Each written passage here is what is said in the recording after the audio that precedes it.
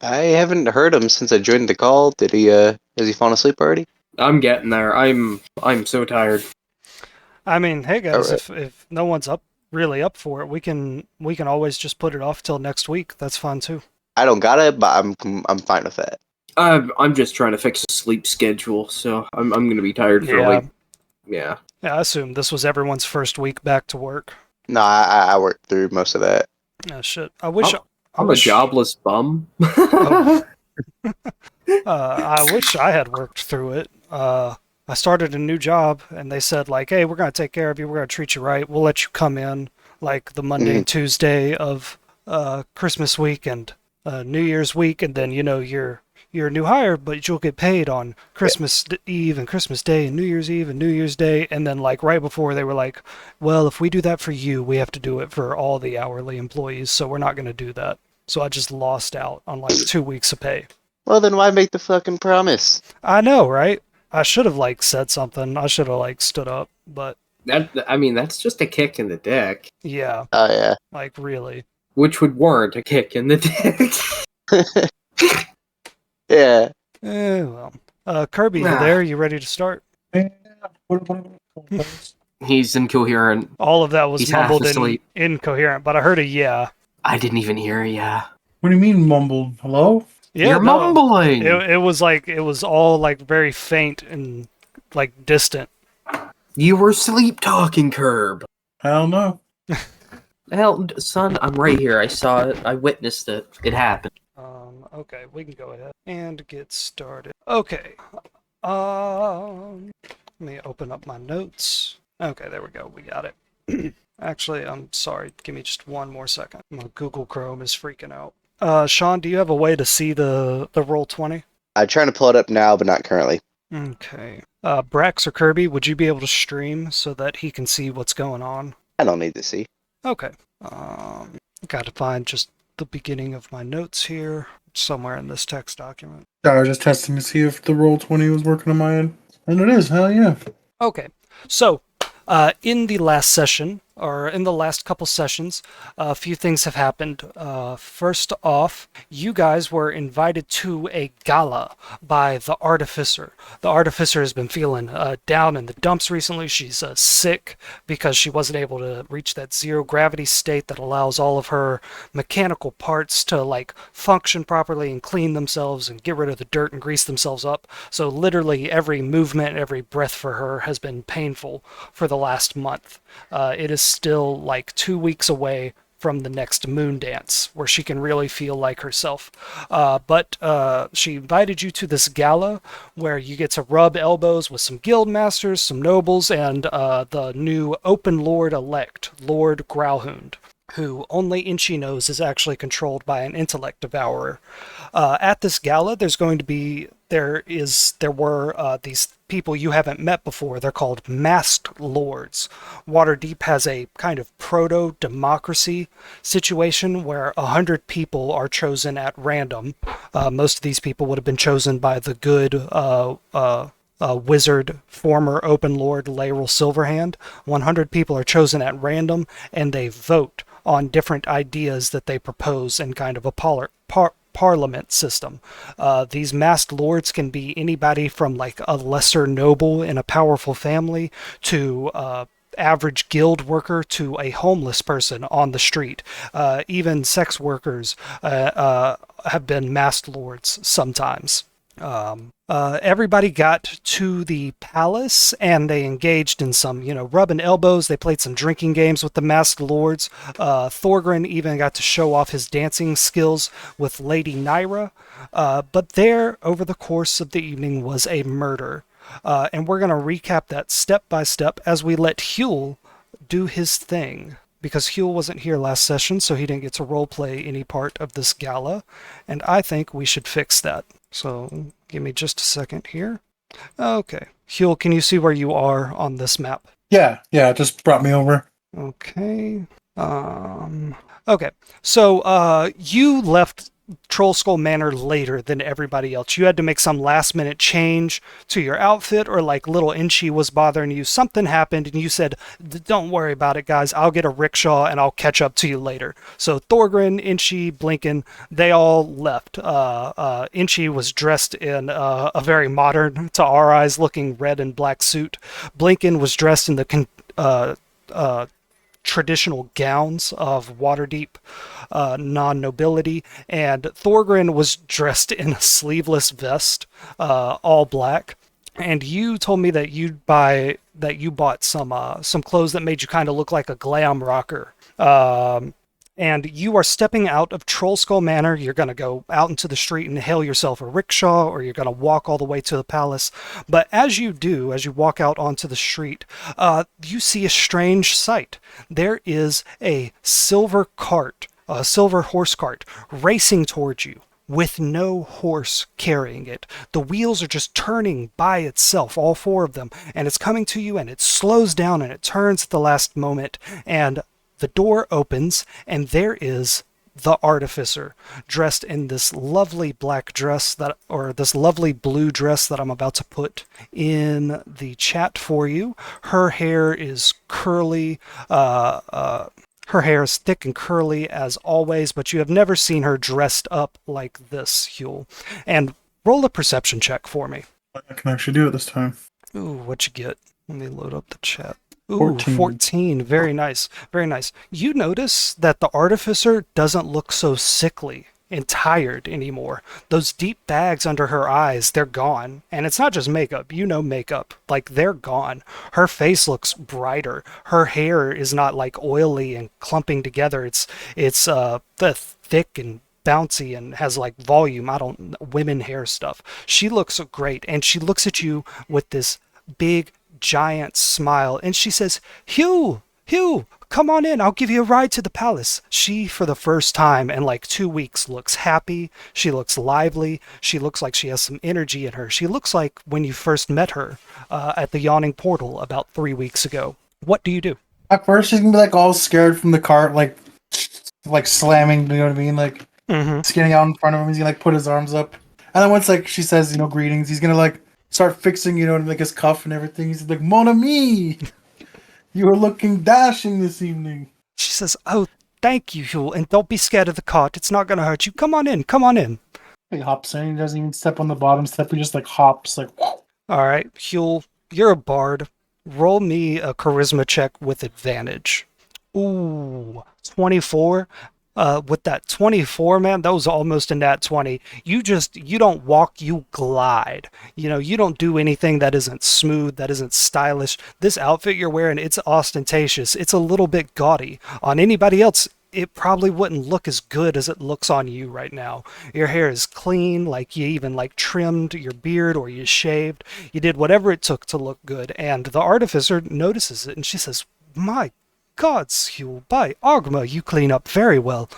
She says, and how about me? How do I look? And she like shows off her dress and her hair and her earrings, and she's got these white gloves over both of her arms. Boncherie, you look fabulous. You will be the star of this evening. He'll do a little bow. The Moncherie is going to kill me. Moncherie. Huel is from Paris. Yeah. Okay, so as you settle in on the seat across from her, she closes the door and she snaps her fingers and she says, to the palace, please. And you feel like unnaturally there is no like clopping of hooves, there is no like slight jerk as the horses start and get started. The cart just starts rolling, and this is the artificer's self-driving cart. You've seen it a few times before. There's some kind of magical charm on it that just allows her to push this cart through the city. And it's going to be about like a 10-minute ride to the Palace of Waterdeep. And she says, Huel, there's going to be Master Lords there tonight. There's going to be the Open Lord-elect. If you don't want to talk to them, you don't have to. There's going to be food. There's going to be music. And she kind of talks for a bit and then kind of runs out of things to say. There's a few moments of silence. What do you say?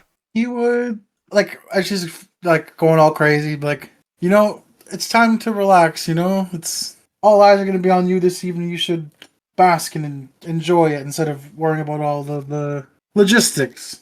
She says, "You're quite right, Huel. You know, last night," and she's referring to the incidents that happened in the City of the Dead, where y'all gave everybody a bunch of cursed liquor that summoned their dead relatives or companions from the past. She says, "That showed me that I have not been on my game. So after I left your house this morning, I went and I did something about it." And she says, "Huel, I feel like a new woman. I feel like I fixed myself.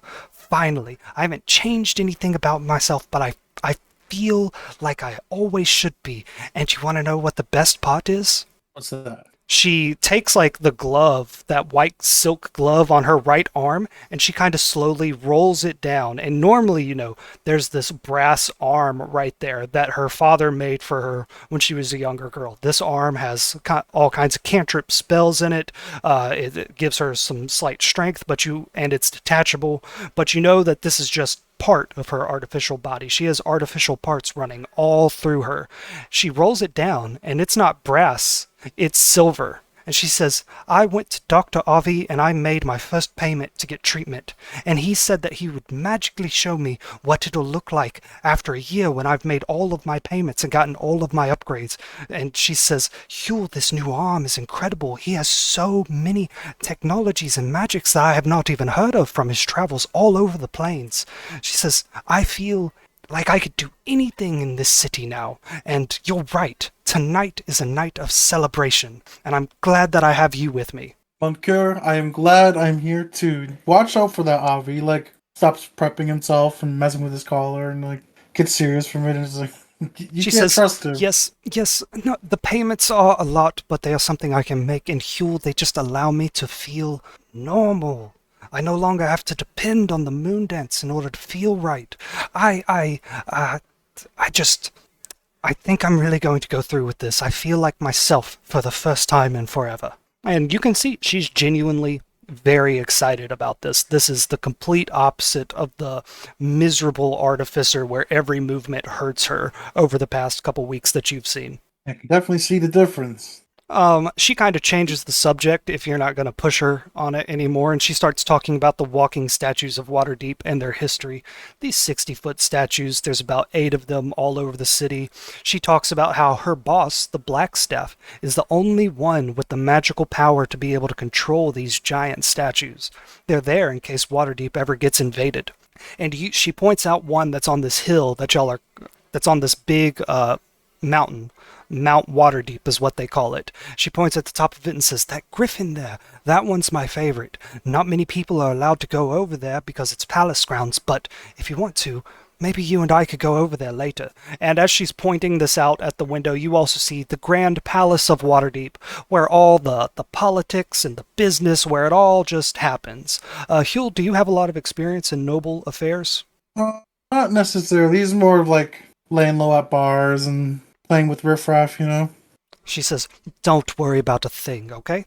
Y'all roll up to the palace. There's a long, cobblestone path that leads to the entrance, and as you two step out of the Artificer's self-driving cart, you see your friends. You see Inchi, Blinken, and Thorgrin, and they're all arguing with this attendant that they're included, they're allowed to come in. And the Artificer goes over, clears it all up. All of you would have entered into the palace together, and now I'm kind of like, you weren't here last session, so we said that you were there, you just weren't doing anything. Now we're showing what you did. And we're going to do this for maybe 2 more turns, and then we'll catch up with the modern plot. Okay? Yeah. Alright, I'm about to move your token real quick. So, if you zoom out on the map, you can see the massive palace of Waterdeep. You can see that there are all over the palace these masked lords. There are city watch guards, there are noble guards, there are steel watchers, these mechanical automated city watch that they have here on the palace grounds. And Artie takes you into the palace and up to the 2nd floor into this ballroom here. And immediately her and Elzerna ran off into a corner to talk about their dresses and help each other out with anything. And this is your opportunity if you want to rub elbows with some powerful people in Waterdeep. These masked lords up here at the top of the room, and Lord Growlhound. Would you have would you have wanted to do that? No, like I said, he's not a city slicker. He's more of like trying to lay low and Okay. just doing it for face. You know what I mean? Like to be there. And Okay. So you hang out with Artie and Elzerna for a bit, and eventually Artie asks you to go get her and you some drinks. And when you come back, she has one 12-sided dice and one deck of cards. And she says, Hugh, dice or cards? I'm more of a dice kind of guy. She says, excellent. You roll this dice, I'll draw a card. If you have a higher number than the value of the card that I draw, I have to drink. Drink. If it's the other way around, you have to drink. You got it? He starts shaking it up in his hands. Like, All right. it seems simple enough. Roll that d12, and she's going to roll a d12. She pulled a 7 of clubs. Oh, no way! Oh, no. It's a 7! And she looks up at you and says, wow, we're like in sync. I guess we both have to drink. I mean, I suppose we both lost, right? He raises his drink. He says, no, Hugh, we both won. And she takes a drink with you. Y'all do this a few more times, and then as the night goes on, you notice Blinken. Blinken's a business guy. He's a guild guy. He's over there. He's playing drinking games with some of the masked lords and Volothrop. You see Inchi is kind of wandering around. He's talking to Blinken. He's talking to Elzerna. He even goes up and talks to Lord Growlhound at one point. You even notice that your friend Vincent Trench was in this ballroom for a minute. The whole reason you guys came here.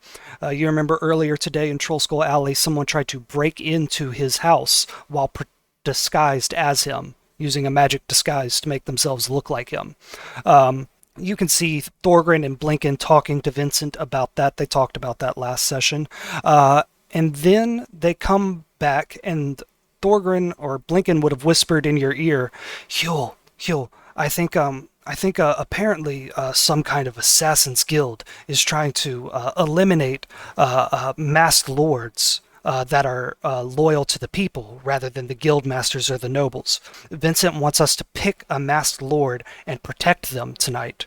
What do you do? Masked lords? This is Blinken, right? Yep, Blinken said that to you. Blinken, you're always talking the most craziest stuff. I don't know what's wrong with you. He says, he rolls his eyes and he sighs and he says, look, I'm just telling you what Vincent told us. He's been investigating this for a few weeks now. Just keep an eye out for anything suspicious, okay? He's drinking and he's getting caught up, and he's like, yeah, I'll keep an eye out. He says, okay, this is serious. And he walks away and he is keeping an eye on one of these masked lords. And you notice that Thorgrin is keeping an eye on this masked lord too. This woman right here, Lady Nyra, who is a special masked lord who doesn't hide her identity because she believes this position should be public knowledge. So she chooses to show her identity, unlike the other masked lords who hide their identities and wear masks. Thorgrin got a natural 20 when he rolled on dancing with her. So he just absolutely tore up the dance floor with this noble woman. You see that, and the artificer taps you on the shoulder and says, Hugh, I know you're a musician, but are you a dancer? When the time is right. She says, I have never danced before. It usually hurts my knees and my ankle on my left leg, and I can get out of breath quick, but I feel so much better now. I would like to try it. Could you show me? Huel's gonna be like, yeah, I'm a little bit a bit shorter than you, He's gonna start doing a little bit of magic, and he's gonna cast enlarge and reduce on her. On her? He's not gonna make himself bigger. He's gonna make her smaller. This is actually great. This is amazing. He's like trying to make himself like larger, but he's all like getting flustered, and his cheeks are all red, and he makes her. She's like, "Oh no, wait!" Oh. So she doesn't have the proportions of like a halfling. If she did, you might like have a nosebleed and die. She just looks like a human that's like shrunk down. But she still looks like the artificer, and she says, most wonderful, and she looks genuinely excited for this. You both walk up to the edge of the dance floor, and she puts her hand in your hand and another hand on your shoulder, and she waits for you to lead her. Go ahead and roll either performance or dexterity for how well you dance. No.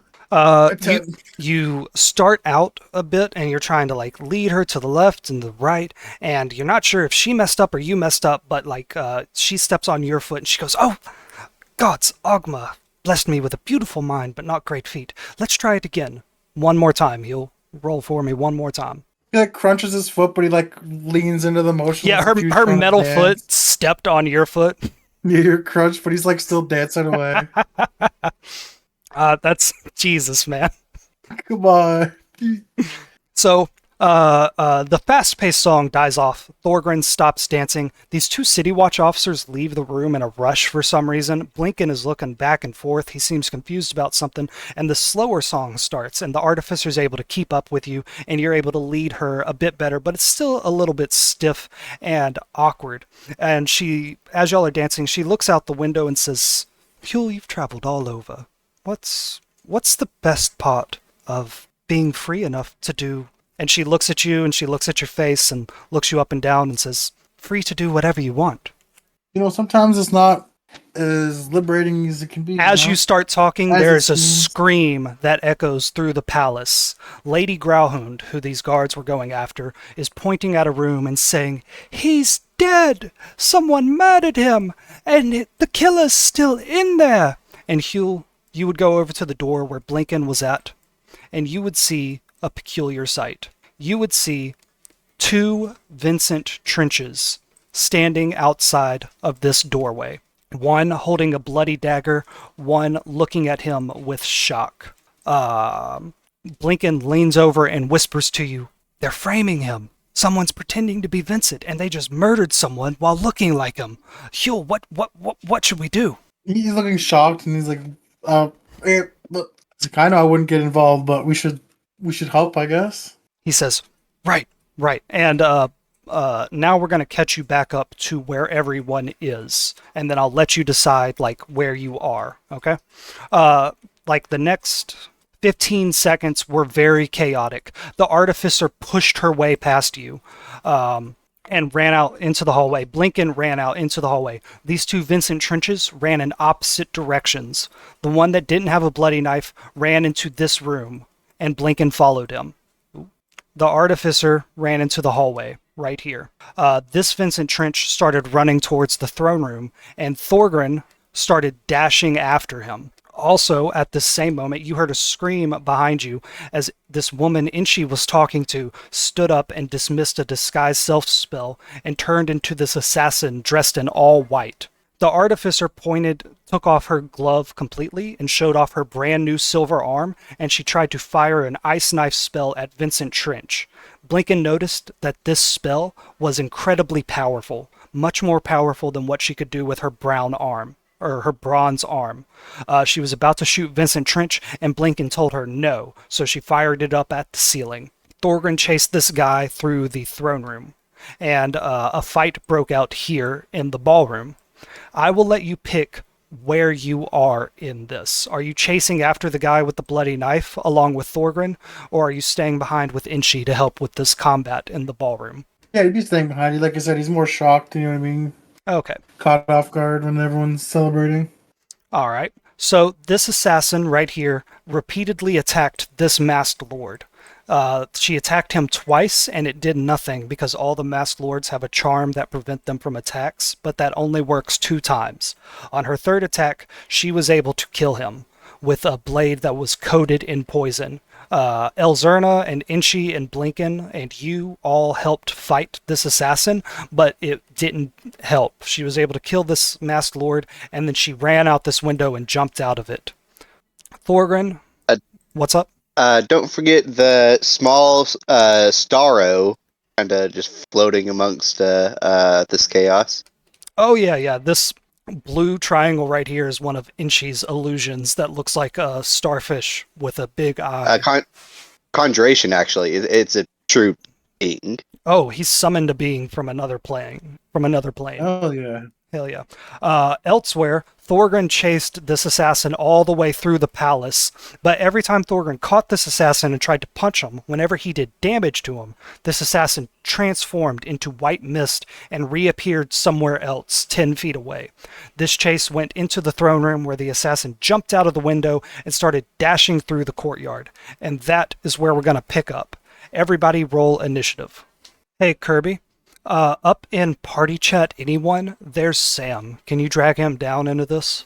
Thank you. What up, Sam? Hey, what's up, everyone? Yo. What's poppin'? Nice. Sam, if you want to hop into the Roll20, you can see what's going on. But basically, Yeah. the crew has a friend named Vincent Trench. Vincent Trench is kind of a neo-noir or a noir detective in Waterdeep. He's a private detective. You pay him 50 gold coins, he'll do anything you want. He'll investigate anybody, he'll stalk Whoa. anybody, he'll procure things for you. That's kind of what he does. But throughout the day today, there have been multiple people that have magically disguised themselves as Vincent Trench and started committing crimes. The most recent one was here in the Palace of Waterdeep, where someone that looks exactly like Vincent Trench murdered a duke, an advisor on financial matters. Elsewhere, an assassin tried to kill one of the masked lords of Waterdeep, one of 100 people that vote on laws in Waterdeep. Brax, as Thorgrin, is giving chase to this assassin that looks like Vincent Trench, and the other players just finished fighting off an assassin in all white. Okay, cool. Sean, did you roll initiative? Sean? He looks like he's muted. He is muted. Yeah, I'll sit in on this game and just kind of observe and see what I can pick up by paying attention, and then maybe if I feel really up to it and froggy, I might make a character. Yeah. Excuse me. This would be a good story to get in on. It doesn't really have a bigger connection to the main plot. Okay. Yeah. I didn't realize there's muted. 9 is my initiative. 9. Okay, so we got Huel with a 15, Inchy with a 9, and Brax with a 7. I'm going to roll as the Artificer, and that will be all the non-hostile NPCs' turns. She got an 11, and I'm going to roll for the Assassin. Got a 14. So, Assassin 14, Artificer. Sam, the Artificer, is a member of Force Grey, the elite city watch for Waterdeep. She is basically the lead detective. She is slightly corrupt. She has an artificial arm. She is an artificer. And she is incredibly beautiful, so the team has let her get away with whatever bullshit she pulls. Okay, so Huel, you get to go first in all of this. If you have any questions, I know you weren't here last session, just ask them and we'll sort it out. So you are in this big ballroom. Everybody is aghast in shock. There's rain and thunder outside. You can hear it now through this broken window. This masked lord in a silver mask lies dying in front of you. The open lord-elect Lord Growlhound is here. There are some nobles. There's Volothromp Goddard and some other masked lords. Your friend Inchy is in this room, and so is Elzerna Castellanter. What do you do? Is this noble the only one that's hurt? Yes, this one right here with the skull right here, yes. He has been Is he poisoned. dead? He is like on death's door. He's been cut with a poison dagger. And since he's an NPC, he had like 4 health. So I was gonna try to use healing word on him, but it's not necessarily gonna cure the poison. I'm still gonna do it. Okay. On the Masked Lord who was knocked down. If he even has 9 points. So yeah, on that guy right there. Healing word for 9 hit points. Let me just look at this real quick. Alright, yeah, it doesn't say anything about healing poisons or whatever, but the wound, the bleeding that this guy was trying to stop in his abdomen, where he was stabbed with this poison dagger, heals up and like some color returns to his face, but he still can't move. He still can't talk. He's being supported by Open Lord Growlhound and this guild master that's standing beside him, and everybody is shouting and screaming, "Gods! Gods! Medic! We need a healer! A cleric! Anyone!" Griffin McElroy, this other member of Force Grey, is trying to keep everybody calm. This woman right here, the woman Thorgren was dancing with, she's actually a friend of Vincent Trench, and she looks terrified. She is actually like kind of backing up towards Inchi to keep herself safe. She thinks she might be a target of these assassins. But you healed this guy, and that doesn't stop all the chaos. People still know he's poisoned, and they're panicking, calling for guards, but it does help this guy not die. Inchi, you're in this room too, seeing all of this panic. What do you do? You see, Inchi was busy trying to kill the assassin that had Yes. just killed that person and escaped. Yes. So Inchi's like, oh, damn the gods! And he chucks his dagger at the nearest person that he sees. That would Hostile be... person. Oh, there's no hostile people in this room. Oh, well, shit. You know what? Inchi's still going to chuck his dagger on the ground and, just throw a tantrum for a second. And, Okay. Elzerna right here strums the golden axe, the magical loot that y'all have, and she tries to cast calm emotions on you. And does it help at all? is there like a wisdom saving throw thing? No, I'm letting you choose. She's a very weak magician, so you can give into it and have your emotions soothed, or you can ignore it. The calming effect washing over him is almost like a gnat flying close to your face, and he's just. He slaps his own face. Yeah. I love those calming gnats and mosquitoes. Yeah. And Itchy picks up his dagger again and says, "All right, roll call. Roll call? Are you guys? Yeah. Okay. Are you guys safe? Are you guys hurt?" You and Elzerna together are going to make a persuasion check to calm down the crowd. She expands the range of her calm emotions and tries to get everybody in the room to calm down. I'm making a persuasion check. Yes, with advantage. 12 and 10, so that's a 12. What's my modifier? I got a 13. 13, I didn't give you a difficulty class, but 13's pretty good. You don't make everybody like chill out. Everybody's still tense, but they're not shouting anymore. You hear some whispers from the party guests, and this lady Naira, this woman who's friends with Vincent Trench, who is an ally to you, kind of huddles up close to you and says, "You're a friend of Mr. Trench, right? Please protect me and make sure I get out of here safely." I'm trying to find my friends, buddy. She says, "I will aid you. Just keep me safe." Lincoln was the one that talked to her the most, and Thorgren too, but they're not in the room right now.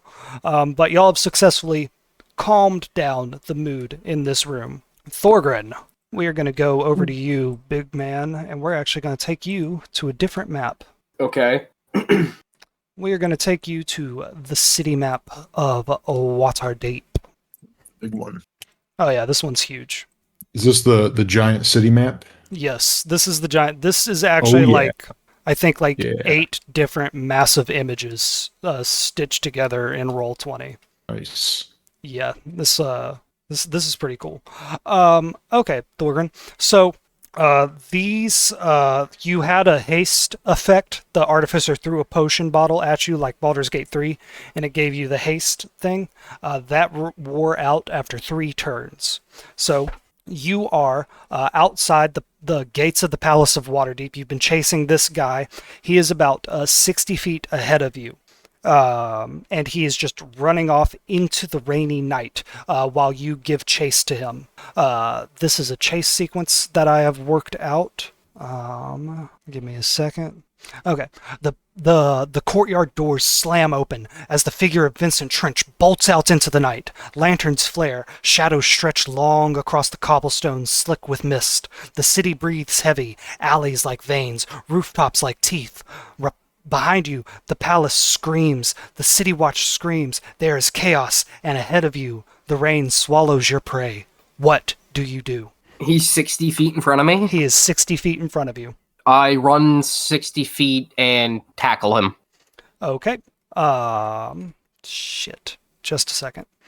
Okay, so these guys are basically like very advanced rogues, so they have cunning action, so they can dash as a bonus action, so he can run as fast as you run.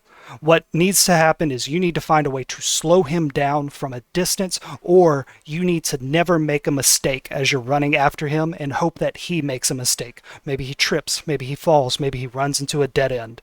But as you're giving chase to him, you come across some stalls that are shutting down for the evening. And he takes this fishmonger's, this fish seller's cart, and he just topples it over directly in your path. Crates topple, and a fishmonger's wares spill out onto the street like silver scales. The fleeing figure vaults a cart with grace that seems wrong. He's too stiff, like a puppet on strings. And Thorgrim, you're a wall of muscle hitting a maze of wood. How do you get through this obstacle? Let me just do some very checking. How big is the mess in front of me off the ground? Like, how tall? It's a cart turned over on its side with a bunch of day-old fish spilling out of it. I'd say it's maybe like 3 feet high. Okay. I'm just gonna run and... Excuse me. You're just gonna run through it? Run and jump. Run and See jump? if I can jump over it. That's gonna be an athletics check. DC 12. 22. You said 20? 22. 22, fantastic. You vault over this thing. The fishmonger goes, "Why?" And you quickly, the sound of him fades out as you give chase. We're going to the next round of this chase. Ahead of you, armor clatters as a squad of City Watch rounds the corner. "Stop! In the name of the Lords," they say to the killer. He ducks down in an alley, but they see you chasing right after him, and they get confused. They want to get a handle on the situation, and they tell you to stop as well. And they point 3 spears in your direction. They're about 50 feet ahead of you. What do you do? Is there anything I can just throw at them and Donkey Kong them? Absolutely. How this works is every time I'm going to put a complication in front of you, you just tell me how you would make some kind of check to get past them. Like, I'm not trying to get you into combat with these guards. I'm trying to figure out how you get past them. So roll a strength check for me to throw something. You need to beat a 14. 21. Watch out for the barrels that they're going to lob at you. No, I am he who lobs. He who lost. They are my barrels. You pick up a barrel that's got some rainwater in it or something, and you just throw it directly at these guys, and they all fall down, and they make the sound effect of bowling pins, and then you dip down and run through that alley. You can still see this person that you're chasing. They're not quite as fast as they should be, because when they jumped out of the palace, they kind of twisted their ankle a little bit. So every turn you're catching up, every successful turn, you're catching up to them by about 10 feet. So he's about 40 feet ahead of you, okay? For now. For now, yes. Appreciate the cartoon sound effects. Yes, okay. Going back inside the Palace of Waterdeep. Woo! Get rid of these two. Let me move some stuff around here. Let's see. Blinken's not playing today, so it's Inchi, Huel, and Elzerna in this room.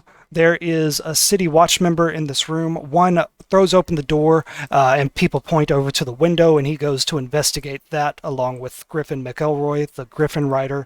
And the next into the room comes Lady Growlhound, and she looks not at all bothered by this very stressful situation that's happening around her, and she glides over to her husband, who you know she doesn't love at all, Lord Growlhound.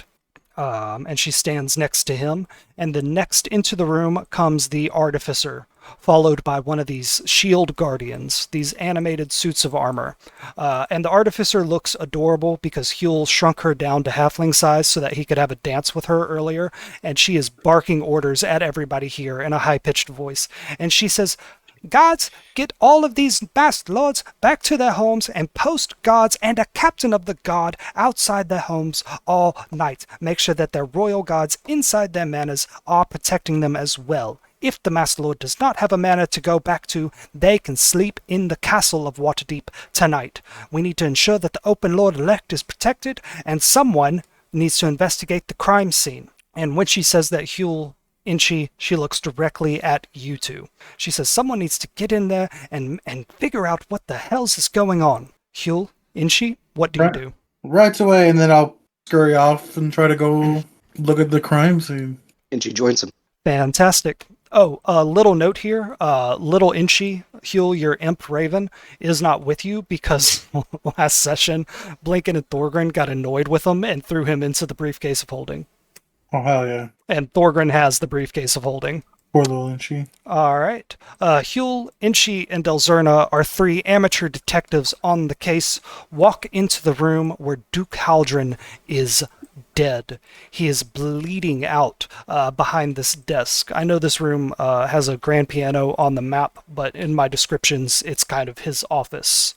The study is a tomb. Rain hisses through a shattered stained glass window on the south side of the room. Spraying over the Duke's desk is drops of water and flashes of light from the lightning.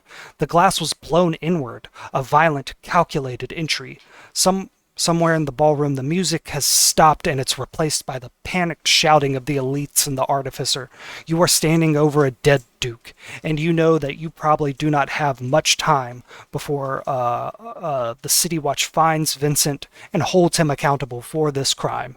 You need to find some kind of clue in here that points you to that the Assassin's Guild did this in a way that you can prove, or points you to where the Assassin's Guild is so that you can stop them and clear Vincent Trench's name. What do you guys do to investigate this crime scene? And she sheathes his blink dagger, Mhm. and I like to remind you that and she's wearing a nice ass tux as he puts his hand behind his Oh, yeah. back Oh, and yeah. he circles the crime scene. Oh yeah, Sam, they got dressed up for this gala, so they look sick as hell. They look absolutely great. Like a baby blue and an orange tux with top hats. Mine is a black suit with red highlights. Nice. Yeah, it's just a straight up like modern day looking suit on a goblin. He's also wearing a cowboy hat. Nice. And then Huel Like, is fly as fuck. And then Huel is dressed up as a 80s glam rocker. High collar, shiny materials, stuff like that. Nice. All right, so Plenty of hairspray. exactly. So, Inchy, you sheath your dagger, and what did you say you did in this room? I'm circling the body with my hands behind my back and just investigating the body. How Oh. deep is the cut? Do you think it's a sword or a dagger? Well, you did see someone exit this room with a bloody dagger in their hands. The person that disguised themselves as Vincent Trench. Well, what if they hid this sword? Okay, yeah. Roll a perception check on the body. 9. I got 11. Okay. Also, remember the south side of this room has a window where the glass has been blown inward. Inchy, your little starfish alien conjuration companion followed you into this room and is floating about aimlessly. What investigation did you say you made? Oh, is it investigation? I was about to say that makes more sense for this type of roles. Yeah. Make it an perception before. investigation check, please. Great, because I got a +6 there, so I got a 15. A 15. Fantastic. So you notice that the cut that killed the Duke, no doubt made with another poisoned dagger, was delivered directly like to the lungs. Like the assassin cleanly, the hole is really small and smooth. There's no jagged edges. This wasn't a struggle. He just slid it directly between the ribs into the Duke's lungs. And the Duke probably bled out within 10 seconds. Smooth point of entry, no hesitation cut. Heal, what are you seeing? He's just like fascinated by the piano, and he's like, "Oh wait, the dead body there." Yeah. I said the piano wasn't in this room. It's a study, but maybe, yeah, he has the piano here. He likes to play the music. So, yeah. Yeah, so Huel, you get distracted by that. Inchy, the detective for this case, you look at the blood that comes out of this guy, and you notice that there's a pattern to it, as if someone made some art with the blood. And Elzerna says, "What sick madness is all of this?" Let's see, this ain't gonna do nothing, and she still wants to cast this. Which will break concentration on that floating starfish out there that has been up this entire time. It goes and disappears. And then I'm gonna cast. Where?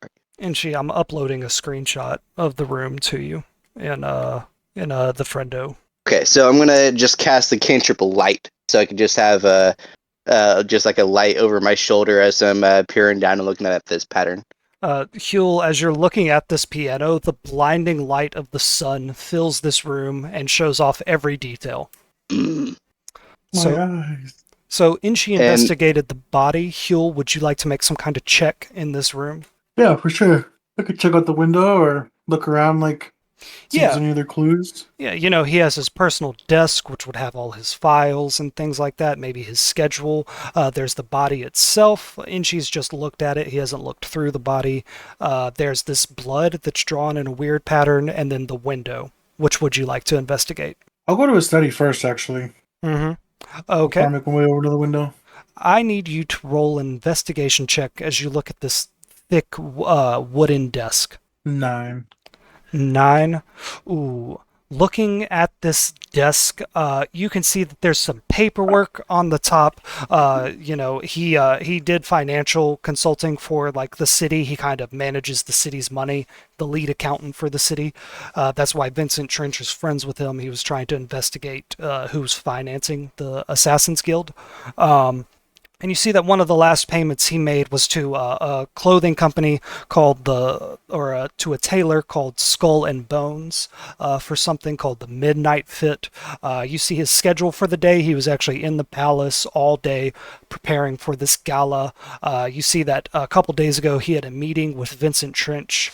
But other than that, you can't really see anything in here.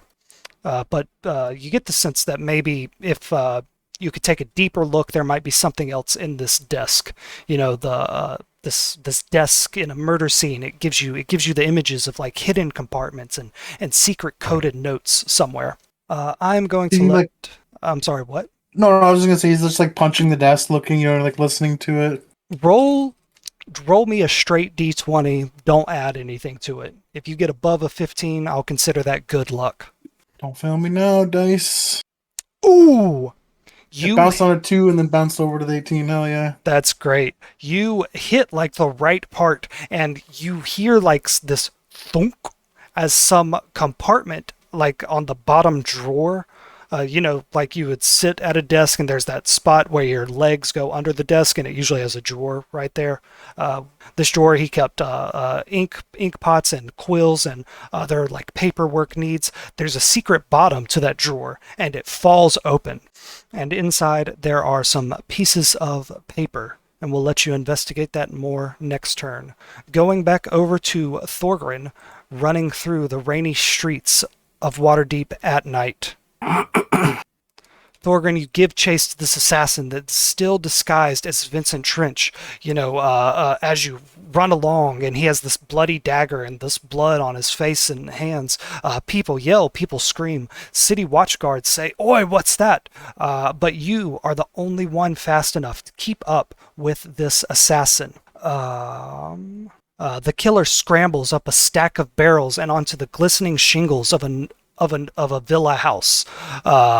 He leaps across a narrow gap, his coat flaring like a bat's wings. So basically he just hopped onto a bunch of barrels and crates that were stacked next to a low-hanging roof, and now he is running along these rooftop villas in this nice, noble part of Waterdeep.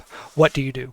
So he's on the roof now? Yes, he ran by a bunch of barrels that were stacked up, and he used that to get very close to the top of the roof, and then he climbed up to the top of the roof, and now he's running along the rooftops. How tall is the building? Like, how high would I have to jump to grab the roof? This is a low-hanging part of this villa, so, it's 11 feet off the ground, and then there's those barrels right there that you could climb up that would get you 8 feet up off the ground. I was gonna say, with D&D's movement, I can, with 10 feet of movement, just jump 7 feet off the ground. I'm sorry, how much did you say? I can jump 7 feet off the ground with 10 feet of movement. Fantastic, my man. So you jump 7 feet up and you would grab the edge of the wall. I need you to roll an athletics check to pull yourself up on the wet, slick roof. Oh, okay. It's 11 feet off the ground. You said you could jump 7 feet. Well, I can high jump 7 feet off the ground. I can reach up and grab 13. Okay, yeah, and that's what you're doing. Did it roll? I didn't hear the sound effect. There we go. There we go. An 11. With that, your fingers slip off of the shingles and you fall back down to the ground. You're losing distance now. What do you do? Do you try to follow along by keeping up with them on the ground, or do you try to climb up this set of barrels here to get back up on the rooftops with them? How much movement would you say I just ate? 10 feet. About 10 feet? Okay, so I'm going to action dash and move 120 feet. You cannot move 120 feet. I move 65 feet. Yeah, that's your normal dash. Are you saying you get an extra dash? No. I have a speed of 65, and then the action dash just doubles it. Your base speed is 65? I'm a barbarian. There's no fucking way, because last session you would have caught up to him in one turn. I thought I was catching up to him every turn. 125 feet? What the fuck?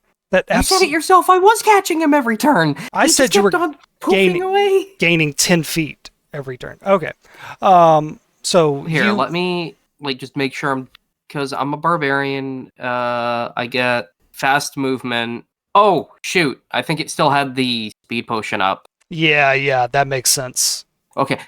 I forget. Do dwarves get nerfed speed wise in 5th, or am I? Okay, so yeah, I move 35. Yeah, that's what I thought. That's what I thought. No, you're right. I that's why I double checked. This is my armor class. It took me a second to realize. My armor that class might be is off. 21. Hey, I can admit when I'm wrong. It's fine, man. Okay, so now you would have taken the longer way. You would have climbed up each of these barrels. You would have actually gotten up on the roof and then started chasing after him. You lost about 10 feet of distance, so he's back at 50 feet away from you, and he's jumping across gaps to get over to the next house. He's jumping over the gaps, over the alleyways to get to the next house, the next villa. Now, if you want to keep up with him, you also need to jump between these gaps. Roll me an acrobatics check. DC 15. Could I substitute it for athletic? No, the jumping is and you're jumping onto wet shingles. It's more acrobatic than pure athletic strength. 16. 16. You are getting along just fine. You managed to not lose any more distance to him. You guys leave the more noble part of the ward that you're in, and you get into more of the middle class and the peasant side of the city. The killer leads you across a cluster of chimneys belching thick charcoal smoke. It's a forest of brick and stinging soot. He disappears behind a cloud of black exhaust, hoping to lose you in the haze. How would you roll a perception check? DC 14. 7. You can't see exactly where he is if he changed his direction of movement, so you just keep barreling forward. Roll me a constitution check as you sprint through this cloud of smoke to see if it gets in your eyes or it throws off your sense of direction. You need to beat a 13. 6. As you barrel through this cloud of smoke, you come out on the other side and your skin is all covered in black soot. You have to wipe it from your eyes. It stings, and you blink a few times and you reorient yourself, and you find out that the assassin has run in the other direction and you have lost about 10 more feet of movement. So he is again 60 feet away from you. And we are going to go back to the... don't worry, Thorgrim, you'll get a chance to him soon, okay? It's all good. Going back to the palace, to our amateur investigators, the goblin wizard Inshi, the halfling bard Huel, and the human former noble child Elzerna Castellanter. Inshi, you were looking at this strange pattern of blood that is around Duke Haldrum, and Huel, you were investigating this hidden compartment in his desk. Huel, you go first. What do you do? Yeah, to just be looking over the desk. So I found... Mm-hmm. I found something, right? Yeah, so you were hitting the desk and you popped open this hidden compartment that had some pieces of paper in it. I assume you would want to look at those. Yeah, of course. All right. Roll me a perception check. Got an 8. Got an 8. There are some parts of this piece of paper that don't make... I should have had you roll intelligence, but we'll take it. that are clearly written in a code or have some like math and accounting on them that you can't quite understand, but you recognize that this is an order for a tailor's shop called the Skull and Bones Fabrics. And you see one of the last things that Lord Haldrum did, one of the last transactions he did, was authorizing a transfer to Skull and Bones Fabrics from his own personal account. There is a note written beside this line item on his ledger that says, "They know where all the bones are buried. Ask for the midnight fit." And then the transaction is for 350 gold coins for modifications to Duke Haldrum's city uniforms. I'll post. Yeah, just like reading this all over. Like, For some reason, whenever I copy text now and I try to paste it, it wants to paste it as a picture of the text. It's so bizarre. I've never had that happen before. So give me just a second. Okay. And Huel, you find a different piece of paper. It looks like it's a small, thick piece of paper, and there's about half a dozen of these. And all of these say, "Pay me, or I will let the tiger know everything." And you know that the Vincent Trench, his private detective agency, it's called the Tiger's Eye. So this is clearly a note referring to Vincent. It says, "Pay me, or I'll tell the tiger everything." yeah, just going over everything. Like, Yeah. So, Huel, with those two pieces of information, what do you think happened here? Why is Duke Haldrum dead? Why did these assassins kill him? I'm not sure. A lot going on. Fair enough. Inchi, it's your turn. You're investigating the body and this weird pattern that was drawn with his blood. What do you do? I'm hoping you let me do this, even though I'm not quite sure that this is how the spell would work. Mm-hmm. But what I would like to do is Inchi is going to put his index finger and his thumbs up, like shooting a camera angle, looking at the crime scene. Uh-huh. And then he's going to raise his hands up and throw out his hands and cast minor illusion so that a suspended body and blood pattern is suspended in midair like an Iron Man 3. Oh, so Whenever Tony would fucking throw up a hologram. you're doing fucking Arkham Asylum detective vision. Yeah. All right. So, and there's so many details in this room that are not relevant. There's these stools. There's this bits of broken glass everywhere.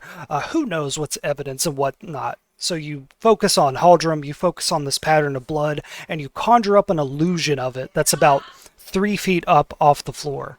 Actually, all of you are short. So this illusion rises up about 1 foot over the floor. And you can see that... I would like it to be a little magnified because he's trying to get like a better view of it. Yeah. You summon it, and then like you do the hand motions, and Jarvis zooms in on it for you. Nice. And like eventually, like the illusion of Haldrum fades away, and now you just have this pattern of blood. You tell Jarvis enhance, and it gets rid of the body, and just shows you this symbol. And this symbol is a circle of blood that has these special markings at the north, south, west, and east. Roll an Arcana check to see if you understand what this magic is. See, so that is a 19 plus 6, so it's a 25. 25 with that Arcana? All right, that's Yes. perfect, man.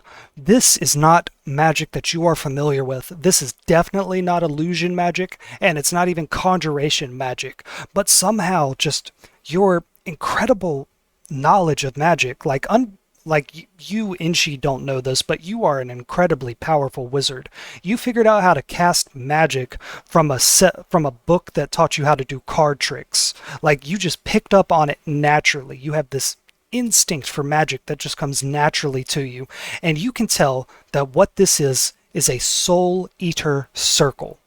It is trapping the Duke's soul in the ethereal plane, and it will remain trapped there for 24 hours.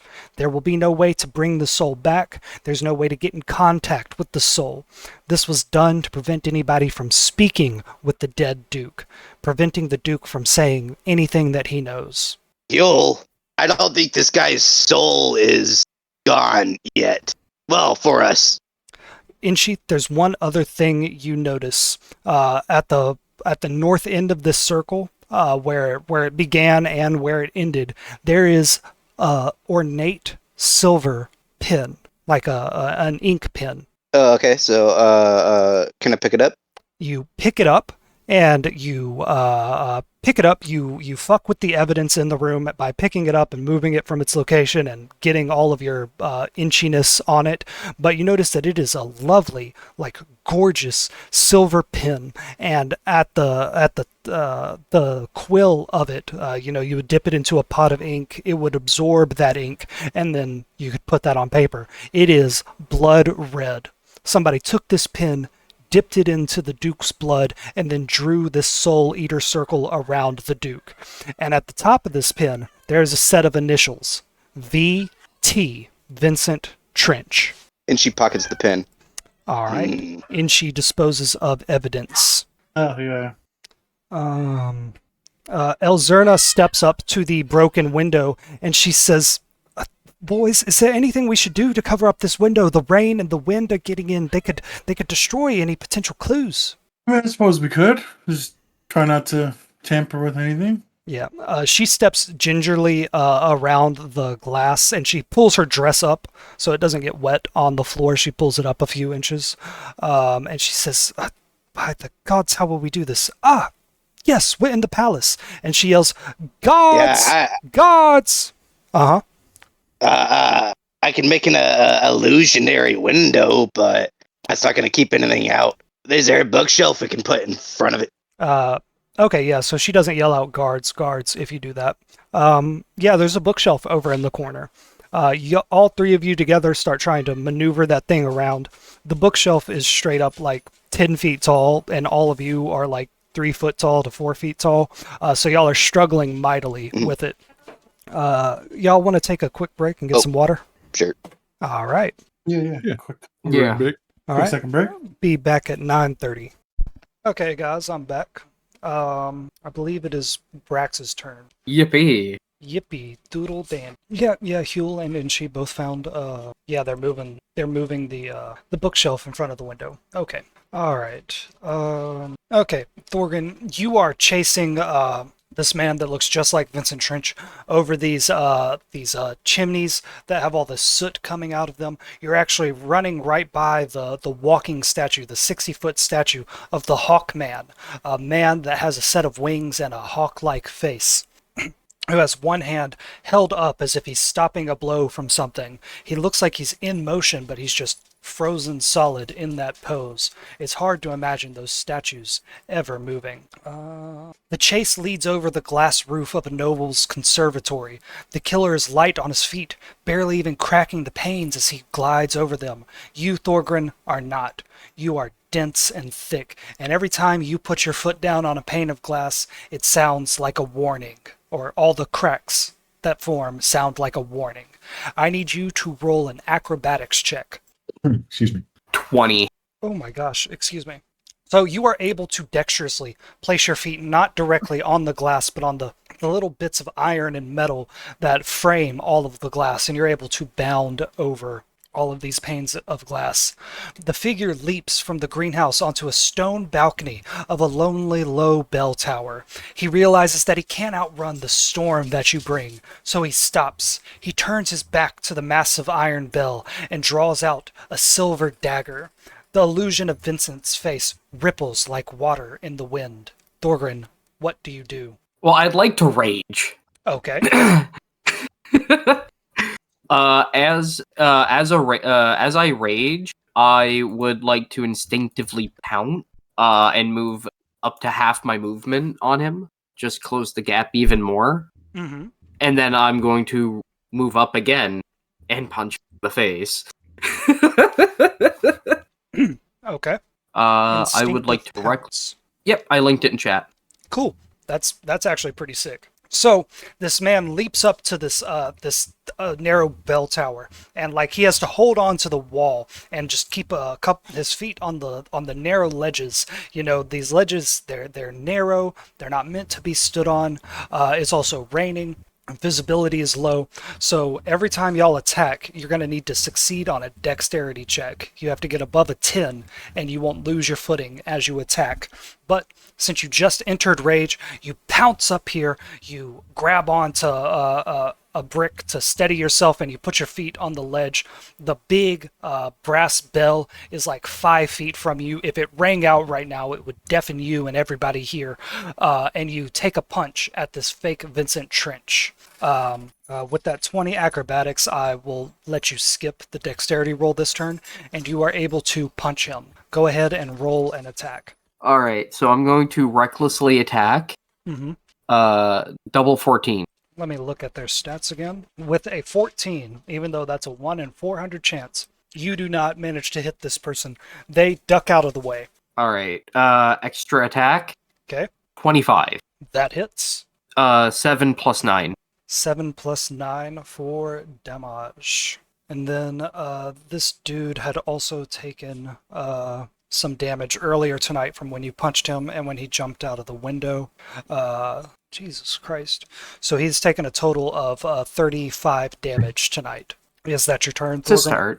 start. Yes.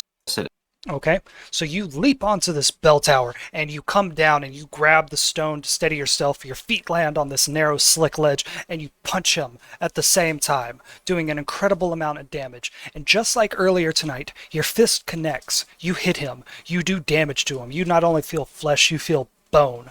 But then your punch just goes straight through him as he turns into mist, and you now feel a hand on your back. This person is turned into mist, teleported to be behind you, and is now grabbing you by the little vest shirt that you're wearing, and he's trying to pull you down and make you lose your grip. So he's going to roll a grapple check against you. Okay, ignore that stealth check. All right. Oh man, he almost got a 19. Fuck me. All right, I get to do athletics, right? Yes, you do. 24. All right. Well, you are a dwarf. You are of the rock. You are of the stone. And not only that, you're touching stone right now, so you will not be moved from this. He gets to take his turn now. Or actually, we'll just make that the opening blow. He does have a higher initiative than you, so when we come back to you, he will go first, then you will go. Okay? All right. Excuse me, just a second. Okay. Going back to the Palace of Waterdeep, Huel, Inchi, and Elzerna managed to drag a bookshelf in front of the window to prevent the rain from contaminating the fight scene. Inchi, you just found the silver pen with Vincent Trench's initials, and you hit it. That pen was used to draw a circle of blood that prevents you from talking to the soul of Duke Haldrum. Huel, you found a hidden compartment in his desk with these notes that say, pay me or I'll tell the tiger everything, and also a note that says, the tailor knows where the bones are buried. Ask for the midnight fit. And as you guys bring this bookshelf in place, you hear ka-chunk, ka-chunk, ka-chunk, ka-chunk, and you see this shield guardian look into the room and then step aside as the 4-foot-tall version of the artificer steps into the room. She looks great tonight. She doesn't look sick like she's looked the past 2 weeks. She went to Dr. Avi. She replaced her brass arm with a silver arm, and she has taken some kind of medical treatment that lets her feel better with all the robotic parts inside her. And her eyes dart around the room. She takes in everything that she can see. Huel, are you hiding anything from the artificer? And she's hiding this pen, are you hiding the notes that you found? No, he'd be very open and showing everybody everything, and okay, definitely be showing Inchi and Artificer. All right, just a second. Sorry, I was spacing out if you were talking to me. No, I wasn't. I was chewing a piece of sausage. I was more talking about Kirby. I didn't know if he was talking to us during the scene. Oh no. Oh, I don't know sweet. why I found that funny. I think I don't know. Sorry, Mike. It's fine. So the artificer steps in, her eyes dart around, she sees everything. She sees the bookshelf that's been moved mostly in front of the window. She sees Huel by the desk looking over these things, and she sees Inchi standing over the body. And she steps in and she goes, boys, we don't have much time. The Open Lord elect is calling for blood. He needs someone to blame this on, and he needs someone to blame it on quick. Otherwise, the city is going to go into panic, and the masked lords might revolt. So please tell me you have found something. And again, she's 4 feet tall. Her voice is high pitched. It's adorable. Because I have the illusion archetype, I can move my images. So I take the suspended image of the blood pattern, and I make the pattern just move across the room, rotate towards the artificer, and come right up to her. And I say, "Do you know anyone that would use a soul cage spell?" She, first off, and she looks impressed. You know, you and her have always had a rocky relationship. She's law enforcement. You're a member of the Thieves Guild. But she's a corrupt law enforcement. She takes bribes from the Thieves Guild all the time. So she kind of like takes out her own guilt on you a little bit. But she looks impressed by this. This is like a genuine investigative skill, and you found something. And she says, looking at your illusion from all angles, she says, high-level wizards or sorcerers can use this. Knowledgeable people can use this, but it is a classic mark of the Thieves Guild. You know, make sure that your assassinated target cannot give any clues to who the assassin was. She says, but typically, if you want to avoid something like that, you would just take a vital organ. Right? You can't raise someone from the dead or speak to their spirit if they're missing a vital organ, like a liver or a kidney or their brain, or something like that. So just keep his soul at bay for 24 hours. She looks around and she looks concerned. She says, that's all they need. In less than a day, their entire plot will be completed, whatever it was. They don't care if we find out about it in 24 hours, because they'll be done with this city in less time than that. She says, please, Ogma, help me. Huel, did you find anything? Oh, Inchi, Yeah, she said, Inchi, thank you so much. And then she says, Huel, did you find anything? just starts busting out all the notes and all the stuff he found in the desk. Like, very forthcoming. He's like, the tailor knows where the bones are buried. She looks over it, and like her hair is like in her face. Y'all were dancing earlier. Like the dance was just getting good when this murder thing happened. So she's been like in these heated arguments. So she's sweating a bit. Her hair is sticking to her face. She kind of like brushes it out of the way and like leans in close to you so that she can read these notes. And she kind of looks at you and says, well, what conclusions do you draw from this, Huel? She wants to see how intelligent you are. He's gonna like cross his arms and start like tapping the ground with his foot. Like, He doesn't necessarily have like a conclusion or no suspects or anything, so. You want to roll an intelligence check? Yeah, he's trying to like put the pieces together and. Yeah, I can help you with the role play here, or you can just say, I don't know. Ooh, a dirty 20. So, with that, you know that he just put in an order to the Skull and Bones tailor. And then he has this note that says, the tailor knows everything. Ask for the midnight fit. It seems like the Skull and Bones tailor is a great lead. This other one, tell me everything you know or I'll tell the tiger, or pay me or I'll tell the tiger. That's clearly some kind of motive. You know, he was blackmailing whoever killed him, and they decided instead of paying him off, they would just kill him and blame it on Vincent. He was plausible. No, you know this with your 20 intelligence check. How would you say that to the artificer? He's like, it looks all like a big bowl of spaghetti right now, but it's he just like relays all the. All right, so you tell her about the Skull and Bones lead, and she says, that's perfect, Huel, that's perfect. And she actually like grabs your hand and squeezes it, and she's like, that's exactly what we need to follow up on. I will calm down everybody, and then you and I and I guess Inchi and Elzena, or she doesn't know that's Elzerna. She says all of us can go and investigate this thing. Shit, I had something for her to say here. Fuck. What was it? Ah, damn, I can't remember. And she says, fuck, just a second. She says, look, I'm going to have to remain busy the rest of the night, getting a handle on the Open Lord elect and organizing security. She says, this connection to the Skull and Bones, Taylor is tenuous at best. We're making an assumption here, Hugh. A very good assumption, but an assumption nonetheless. Give the room another once over, see if you can find any evidence, and then go to this place and find out what's going on. She says, and I know Vincent Trench is a friend of yours, apparently, but if the clues lead to him, I will arrest him. Is there anything in this room that pointed towards Vincent Trench being the murderer? Like peering around. Lady, you said that the pattern was most likely done by someone in the Thieves Guild. Like, it looks like their handiwork. Are you sure? I believe she said the Assassin's Guild, not the Thieves Guild. Oh, I thought you did say thieves. If I did, it was an accident. I meant Assassin's Guild. The Assassin's Guild, Gotcha. they're a shadowy organization. They exist across the whole kingdom. Gotcha. Yeah. Okay, I revoked that. Okay, so Huel, you said and she said, is there evidence in this room that points towards Vincent Trench? Huel, you wouldn't know this, but Inchi, you have a piece of evidence that points towards Vincent Trench. So what do you say? I do? Yeah, the pen. Oh, yeah, the pen. Sorry. The bloody pen with his initials on it. You can choose to show her that, or you can keep it a secret from her. Shit. Someone, can you remind me our relationship with Vincent Trench? Vincent Trench is your casual friend.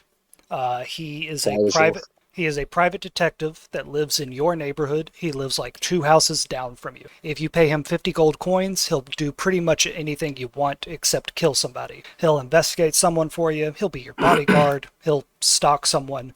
Private detective stuff. Yeah, and she's gonna keep the pin. Yeah, so you need to roll a deception check to lie to the artificer. This is intense. the silence for the deception check. Dead silence. The sweat on Inchi's forehead. Oh, did you not hear me? No. 3 + 1, 4. Oh, God. That's good, right? Yeah, I play a special version of D&D where lower is better. She's going to roll an insight. Oh, second edition? Yeah. Oh, yeah. She's going to roll insight. She is a detective, so she is going to get advantage on it. She got a 6 + 2 to that insight, so she got an 8 total. And she looks you up and down, and she says, Inchi, it's very important that I know everything that's going on here, because if there's some plot afoot, if there's a secret being kept from me, that's a variable that I cannot control. She's very small and says in a high-pitched voice, that is a variable that I cannot control. So I really need to be on top of everything that's going on here. She's like articulating with her silver hand and her pale white other hand. And as she's saying that, a gaggle of nobles and masked lords. Oh shit, my bad. Did you do that classic Roll20 thing where the whole map moved? Yep. I put some of these tokens on the map layer, and then I went to the map layer to move them, and grabbed the whole map. So I'm just going to move them to the token layer. So as she's saying, if you're keeping something from me, I really need to know about it, because that's a variable that I can't control. And Lord Growlhound steps into the room. And Inchi, you know that Lord Growlhound is controlled through a Mind Flayer parasite by your boss, Nilhor, the Vice Commander of the Thieves Guild. He steps into the room and he says, Commander Artie, do you have anything to report? And the artificer looks back and forth, and she looks to the body and says, this appears to be the work of someone very professional who is able to get out quickly and cleanly. We do not know the status of Vincent Trench or the other Vincent Trench. And Lord Growlhound says, well, from what I could see tonight, Vincent Trench held a bloody dagger in his hand. This man was killed by a dagger, and as Vincent was making his escape, another masked assassin tried to distract everyone by attacking a masked lord. It appears, through all available evidence, I can conclude nothing else that Vincent Trench is the leader of this assassin's guild, and this plot against me and the other masked lords. Artificer, you need to hunt down Vincent Trench. Kill him on sight. I have no time for questions, and let's forgo all rules of mercy or investigations. Put this stray cat down. And the artificer And she would like to move the image over to Growlhound and say, do we know this Trench guy to be much of a magic user? Because, sir, that is a powerful soul cage spell you are looking at. So, as you move this illusion closer to him, he smugly and arrogantly waves his hand around and tries to dismiss it like it's smoke. And I don't think I've mentioned this that much, but the first time Lord Grauhund showed up, he's a dwarf. So he's also the same size as all of you. A lot of short people all over this campaign. He dismisses it and he ignores you and he walks forward to the artificer and he's about to say something. But Inchi, you hear projected into your mind the voice of your boss, the Mind Flayer, Nilhor, and he says, Inchi, do not ever contradict me. Your attitude tonight has been very disrespectful. Vincent Trench is an enemy of the Thieves Guild. If you see him, kill him. And then Lord Grauhund stands across and says, Artificer, I am the Open Lord of Waterdeep, and I gave you a command. And the Artificer, with her high-pitched voice, says, You're not Open Lord yet. And everyone in the room stands very still. Huel, what do you do? He's like looking left, looking right, like he's kind of mad that this guy just dismissed Inchi, so he's like, yeah, maybe you should listen to what he's got to say, He looks you up and down and says, And you are? I am Huel. We give a little curtsy bow. You see the Lord Grauhund looks confused for just a second and looks at you with a little bit of recognition. It's a strange look, Huel. You don't know what it is, because Inchi hasn't told you that Lord Grauhund is controlled by a Mind Flayer. But Inchi, you would recognize what this is. Nilhor is recognizing Huel, because Huel has gone down to the Thieves Guild a few times and done some work for Nilhor. Inchi, do you say anything, either in your mind to Nilhor or out loud to Lord Grauhund? No. No. Elzerna steps forward and breaks the tension and says, By all the gods above, it is, she's a horrible liar. She says, It's past my bedtime. We should go, right, boys? And the Artificer says, Yes, we should get everyone out of the palace except for the masked lords who need protection. And Lord Grauhund steps aside and motions for you all to get the fuck out of the palace. I stare coldly at Growlhound and say in my mind, we'll talk soon, Nilhor. As Elzerna, Huel, and Inchi all leave the palace, stepping past Nilhor, Nilhor would project into your mind. We certainly will speak soon, Inchi, about your attitude and your, about obedience. I will be a lot more... me. He says... And she keeps walking. He says, I will be a lot more lenient if you bring me the body of Vincent Trench. We'll see about that. And you all make your way out of the palace. You have no further time to investigate. You walk down, you walk into the courtyard, where the masked lords and guild masters of Waterdeep are talking, all already spreading rumors and gossiping about the violence that has happened tonight. And you all step out by the valet who had your weapons.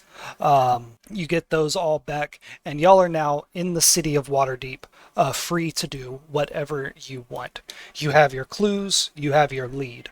Artie wants you to investigate this Skull and Bones tailor shop, and you also know that Lord Grauhund is gunning for Vincent Trench, to the point that he is interfering with the investigation to ensure that Vincent Trench dies. And we are going to go back to Thorgrid. Skull and Bones?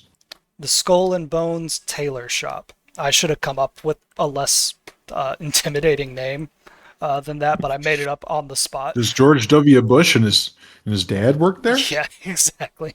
This is where all the future leaders of the CIA hang out. There's only so many names you can come up with in fantasy before, there's overlap, so. Yeah. It should have been something like the Golden Quill or something like that, but I wanted it to be intimidating, so I was like, yeah, Skull and Bones. Yeah. That's what a tailor would call himself. All right. Thorgrin, you are standing like a church steeple, like a very narrow steeple that just has a big brass bell at the top of it, and it has a little tiny window, that you can maybe fit through if you hunched over and forced your way in. It's like very narrow. It's like 6 inches wide. You have your feet planted firmly on that narrow ledge. You are gripping the stone that builds this bell tower around you. And that's how you're attaching yourself to the wall. That's how you're keeping yourself from falling. The ground is about 30 feet below you. Behind you is the assassin that's disguised themselves as Vincent Trench, and they just tried to throw you to the ground. It is raining. The lightning strikes and bathes everything in a white light, and then everything seems to go dark as the lightning fades away, and you can feel this person tugging on you, trying to pull you down to the ground, but you are firmly rooted to this bell tower. The assassin is going to go first, and then you'll go, okay? Okay. So the assassin is going to use its multi-attack on you and try to stab you with that silver dagger. But because everything is rainy and wet and slippery, he needs to beat a dexterity check of 10 before he can attack you. With a 19, he is able to do that, and he attacks you once with the dagger for a total of 16. Does that hit? 19, yeah. 16. 1-6. So I take 8 because I'm enraged. No. Does an attack of 16 beat your armor class? Oh, no, you said 19. I said 16, and you misheard me. Oh, no, 16 misses. Okay. He's going to roll his second attack. And that also misses. Just the lightning and the rain and the struggling to keep himself upright, he misses both of his attacks. Thorgrin, it's your turn. First, you're going to roll a dexterity check to see if you can keep your footing. So roll dexterity, and you need to beat 10. 13, your feet are planted firmly on this ledge. You have a good grip on this stone. You're not falling anywhere. What actions do you want to take? I would like to grapple him. Okay. So he's like behind you trying to stab you, and he's like got one hand trying to pull you down, and you just like reach over your shoulder to try and grab him and grapple him. So he is going to roll a strength check, and you're going to roll a strength check. He got a nat 1. So if you get anything other than a nat 1, you succeed. 26. 26. With that nat 1, like the moment you pull up on him with your just incredible strength, he loses any firm footing that he had, and his feet slip out from under him as you grab him by the collar, and now you have him dangling 30 feet in the air as you hold on to the bell tower. Does that make sense? Yes. Yes. What do you do? Well, you said we're pretty high up, so 30 feet. How does he feel about being Batista bombed off a roof? What's a Batista bomb? Let's find out. Oh, God. Okay. What do you do, Thorgrin? I'm going to dive us off the roof and put him underneath me, so he takes the brunt of the damage. Okay. So in like slow I motion. heard that this was how Blade Runner was originally supposed to end before they rewrote the script. He looks at you and says, I've seen things you wouldn't believe, man. So in slow motion, like you reached up to grab him and some lightning struck and his feet went out from under him, and you grabbed a hold of him, and by the time he could see what was going on, he was looking straight down to a drop of 30 feet, and he slowly looks back up at you to see what you're going to do, and you just let go. You let yourself fall, and as you're falling, you like grab your ankles and like pull them up to your hindquarters, and you have your knees pointed directly at him while he's 5 feet below you, and he's falling, and he goes, Batista bomb, and boom, y'all crash into the cobblestone. So first, we're gonna roll his falling damage. A d6 for every 10 feet. Yikes. So 11 damage. Apologize. And then Thorgrin, I don't even know how you would fucking classify this. Thorgrin, roll a d20, and you're not going to add anything to it. Whatever you roll, that's the damage you do to him when you land on him. 12. You do 12 damage as you just fall directly into him. And I'm sure if we calculated your falling damage with you raged and you landing on him, it would be like 1, so don't even worry about it. He has taken 57 damage tonight as y'all fall into this courtyard. Did me pulling him off the roof count as my extra attack? No, you've only made one attack. I don't think I made Perfect. I don't think I made you roll to land on him. But he stands up No, and you didn't. he still has energy. He still has fight left in him. What do you do? Oh no, wait. He gets a reaction. As you land on him, as you crush him, he turns to mist and teleports 10 feet away. What do you do? Standing, I would stand up and move the 10 feet. Okay. And use my action to grapple him. Jesus fucking Christ. Grapple City. 16. 16, he's going to roll a strength check. He doesn't add anything to it. He got an 8. So you are able to hold him, and he's like choking a little bit. There's a little trickle of blood coming out of his mouth. The thunder flashes, the lightning flashes again, and you can see Vincent Trench's face as you like hold him in a headlock down here on the wet cobblestones. You have him in a chokehold. What do you do? That is all my attack. So that is, I just have him grapple. Okay, we'll do another round of combat for you. But first, roll a perception check, Thorgrim. 9. Yeah, don't worry about that. Okay, he is going to struggle to break out of your grapple. So we're going to make opposed grapple checks again. Okay. He got a 14. I got a 12. He slithers out of your grasp, and he pulls out that silver dagger, and he lunges for you immediately. He gets one attack this turn. My God, dude! And he got a 10, which does not hit you. No. And he When you says, say, "My God, are you?" Oh, I'm sorry. What's up? No. It's an aside. It can wait. Okay. He says, if you knew what was good for you, mate, you'd leave this city right now. Good thing I don't know jack shit. Get over here. Get over here! And you throw a spear at him. Thorgrim, roll another perception check. 9. Yeah, don't worry about that. Over here Okay. at the Palace of Waterdeep, Elzerna, Inchi, and Huel step out of the cobblestone palace walls, and y'all are now in the castle ward of Waterdeep. You know that the real Vincent Trench is somewhere in this city. He ran as soon as the murder happened because he knew he was going to get pegged for it. You know that the City Watch is looking for him, and that includes the Griffin Cavalry that flies overhead of the city 24 hours a day.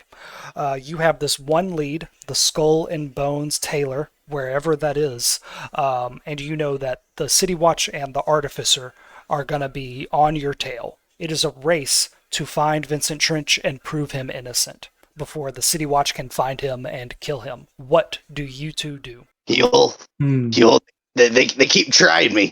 And she takes his hat off, and he's kind of facing around a little. Nilhor, oh boy. He keeps trying you. What do you mean? He's trying to move in on my land, Mommy's land, and he's not listening, and he's not staying away. Oh, Huel, you guys still don't like the guild, right? I mean, certain parts of it. I mean, certain people. Huel, Yeah, like Nilhor. Huel, you're a little bit confused. Why isn't she talking about Nilhor? As far as you know, Nilhor has nothing to do with what happened tonight. Yeah, I'm like, the motherland? Are you okay, Inchi? Huh? What do you mean? Elzerna says, Inchi, are you having a stroke? Yeah, you're talking about your mother. I've never heard you speak before of your mother. Well, have you not heard of her soup? I go on about it all the time. Oh, yes, the soup. Yeah, as my mommy's soup. It's all coming back. Elzerna says, what does Nilhor have to do with your mother? Or anything that's happened tonight? Oh no, I doubt my mommy killed him, but and she. Elzerna's just like, why the fuck did I even ask? That's for a therapist to conclude. And she pulls out the pin from his jacket pocket, and someone's trying to frame a Trench. I see. Elzerna has dismissed the golden mandolin. She sends it back to the ethereal plane where she can summon it at any moment, and she walks over to the curb and she like tries to hail what's it called, a rickshaw, a little like 2-3 person cart that can take y'all wherever you want to go. She is again like lifting her dress to keep it from getting wet on the cobblestones, and she says, "Boys, what in the gods' names are we going to do? Where are we going to go?" Where'd Thorgrim go? We might need someone to punch someone. Where did Thorgrim go? I'm looking like to the left, look to the right. Elzerna hails over a rickshaw driver and says, "I'll give you 5 gold coins to take us anywhere in the city we need to go." And the rickshaw driver says, "Oh yes, ma'am. That sounds amazing," because 5 gold coins is like 5 weeks of pay for him. Oh, And Elzerna says, "Do you happen to have any bird paper?" And he says, "Oh yeah, miss, I got that right here. You can send a message to wherever you want." And he hands Elzerna a charmed piece of paper. Y'all have seen these things before. You write a message on it, and you say the name of whoever you want that message to go to. The paper folds itself into an origami bird, and it will fly to the person you're trying to send a message to. This is a charm that exists all over Waterdeep. It's a way to send messages back and forth. It's also a great way to track someone. And she writes a little note on it that says, "Where are you?" And she says the word Thorgrim. And the paper begins to fold itself and take off into the air. And she says to the rickshaw driver, "Follow that bird. No matter what you do, don't lose it." And she motions for y'all to get into the rickshaw with her. Oh, good. I was about to pull out that demon bird and have him send a message, and I don't want to do that. You actually can't, because Thorgrim has the briefcase folding. Oh, I thought it was blinking. No, Thorgrim has it. It also has the dead body of the assassin from earlier today in it. Don't forget the bodies in there. Gotcha. Okay, so y'all are chasing off after this paper bird that is taking you to the east. And we're going to be wrapping up here very soon, boys. Okay. Thorgrim, back over to you. In the shadow of this bell tower, being watched over by the Hawkman, you are engaged in a battle with the imposter Vincent Trench. It is his turn, so he is going to go. Okay, Thorgrim, this storm has been going on for a while. You know, it thunders, and then 3 seconds later, there's this blinding flash of lightning. As you and this assassin square off, you with your bare knuckles, him with his silver dagger, there's a flash of lightning. It's white, it's bright, and this assassin takes advantage of the moment and tries to hide in a shadow during this instant moment of blinding white light. He is going to roll a stealth check, and he needs to get above an 18. This is his cunning action. God damn. I have him grappled. Oh yeah, you do. Shit, my bad. I'm all for him trying to hide, but I'm hugging him. He tries to hide, and he looks behind him, and you're still there. Stop struggling into me. It's weird. Yeah. He's gonna roll to twerk on you. See if he's good with it or not. Y'all are gonna do the scene with the flamethrower from the new Avatar movie. No spoilers. I haven't seen it yet. There's a weirdly horny flamethrower involved. Okay, so he's grappled. He doesn't actually need to get out of your grip. He just needs to make sure you can't hold him anymore. So he's gonna attack you. I swear to God, man, if you don't roll above a 10, I'm gonna smite you from the fucking heavens. His first attack misses. He stabs the air. He desperately tries to stab you again with a 16. Does that beat your armor class? 17. I forgot to add his Close. modifier to this. He adds +6 to this dagger attack. Oh, So holy fuck. That's a 22. Yeah, he's basically That's a dagger he's attack. basically a rogue. So he has some Nice. additions to his dagger. It's been +6. So that would hit you. So I'm going to roll the damage, which is 1d6 +5.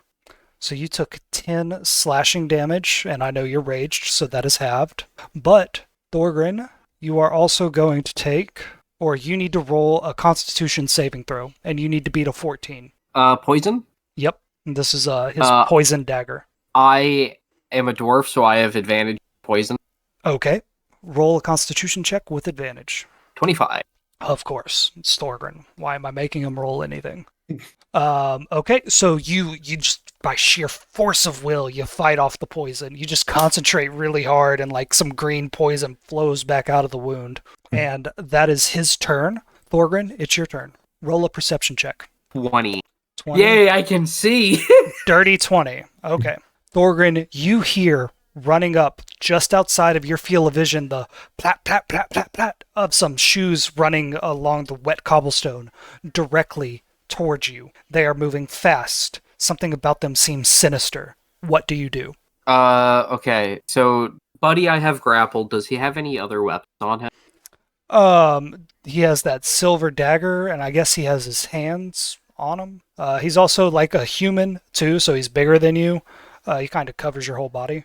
Dang, this is going to be awkward. I guess I'm going to have to take his dagger from him. Okay. Sleight of hand with advantage. You need to beat a 12 or a 10. I was thinking more so break hand. Jesus Christ.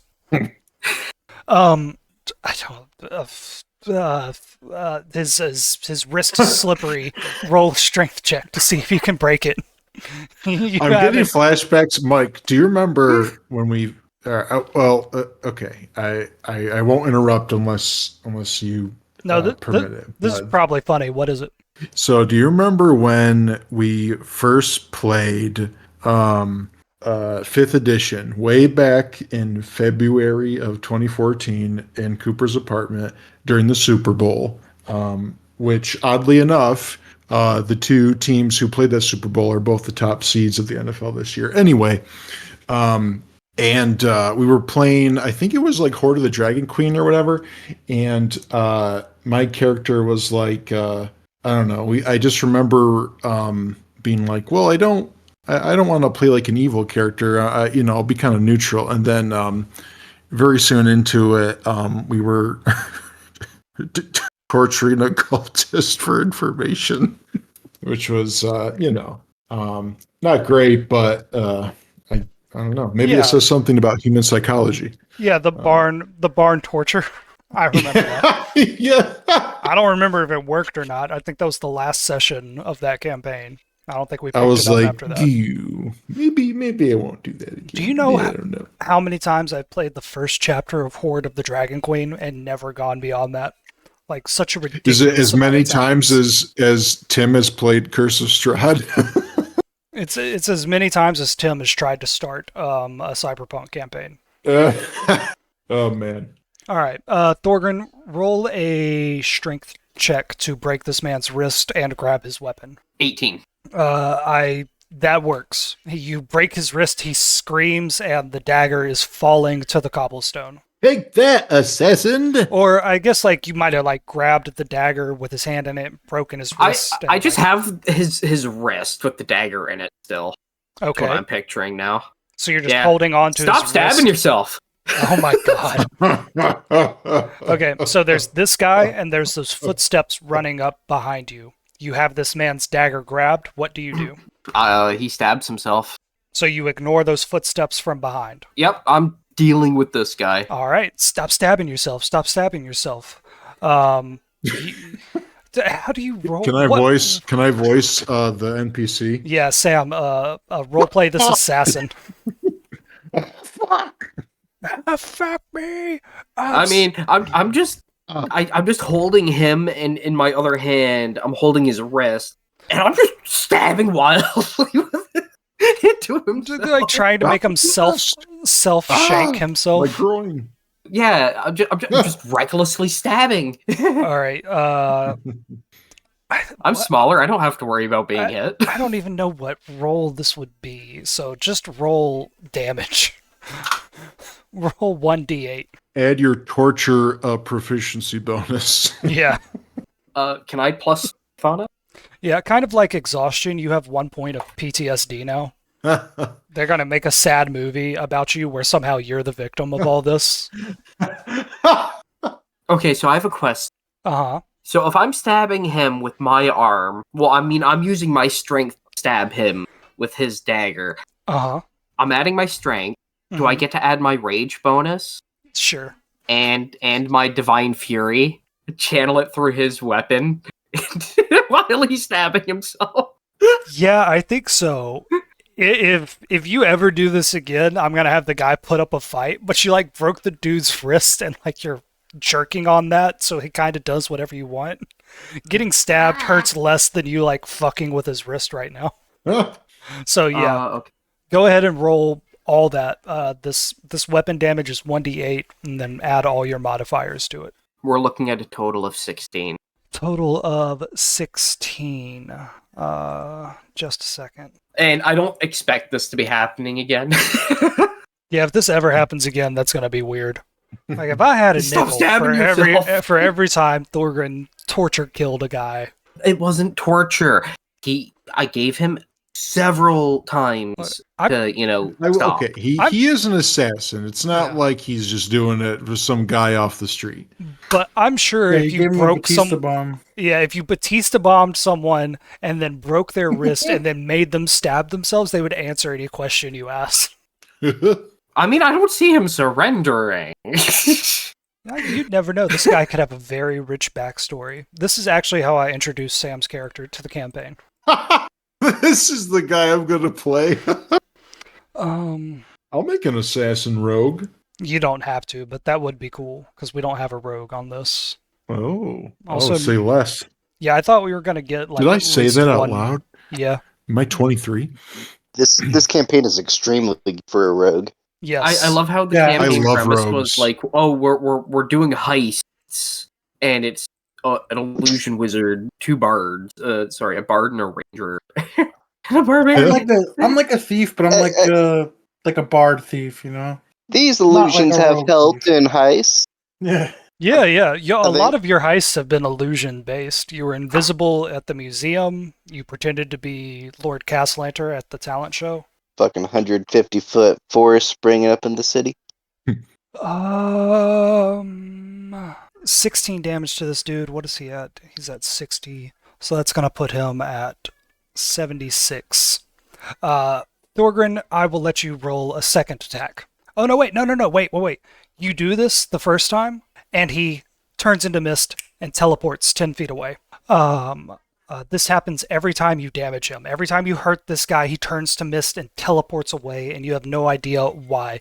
It's incredibly frustrating, but he is about 10 feet away from you now. He has turned himself to look at you, and he switches his dagger over to his other hand.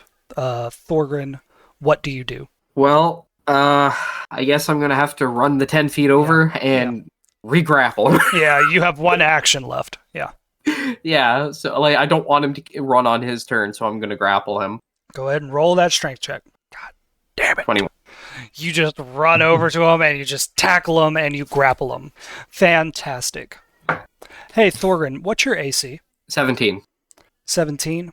10 plus 8 is 18. And then, just a second. And I'm going to roll 5d6 plus 5 for a total of 29. Thorgrim, as you rush forward to grapple this man, just as you put your hands on him, those footsteps catch up to you, and you feel a stinging pain in your back as a blade is slid into you from another assassin that comes up behind you and sneak attacks you. You take 29 damage. Yeah. Okay, is any of that negated by rage? Fuck me, I hate your rage so much. You did damage last turn, so you still have it. So yeah, you would have that. Okay. Roll a Constitution check with advantage. 17.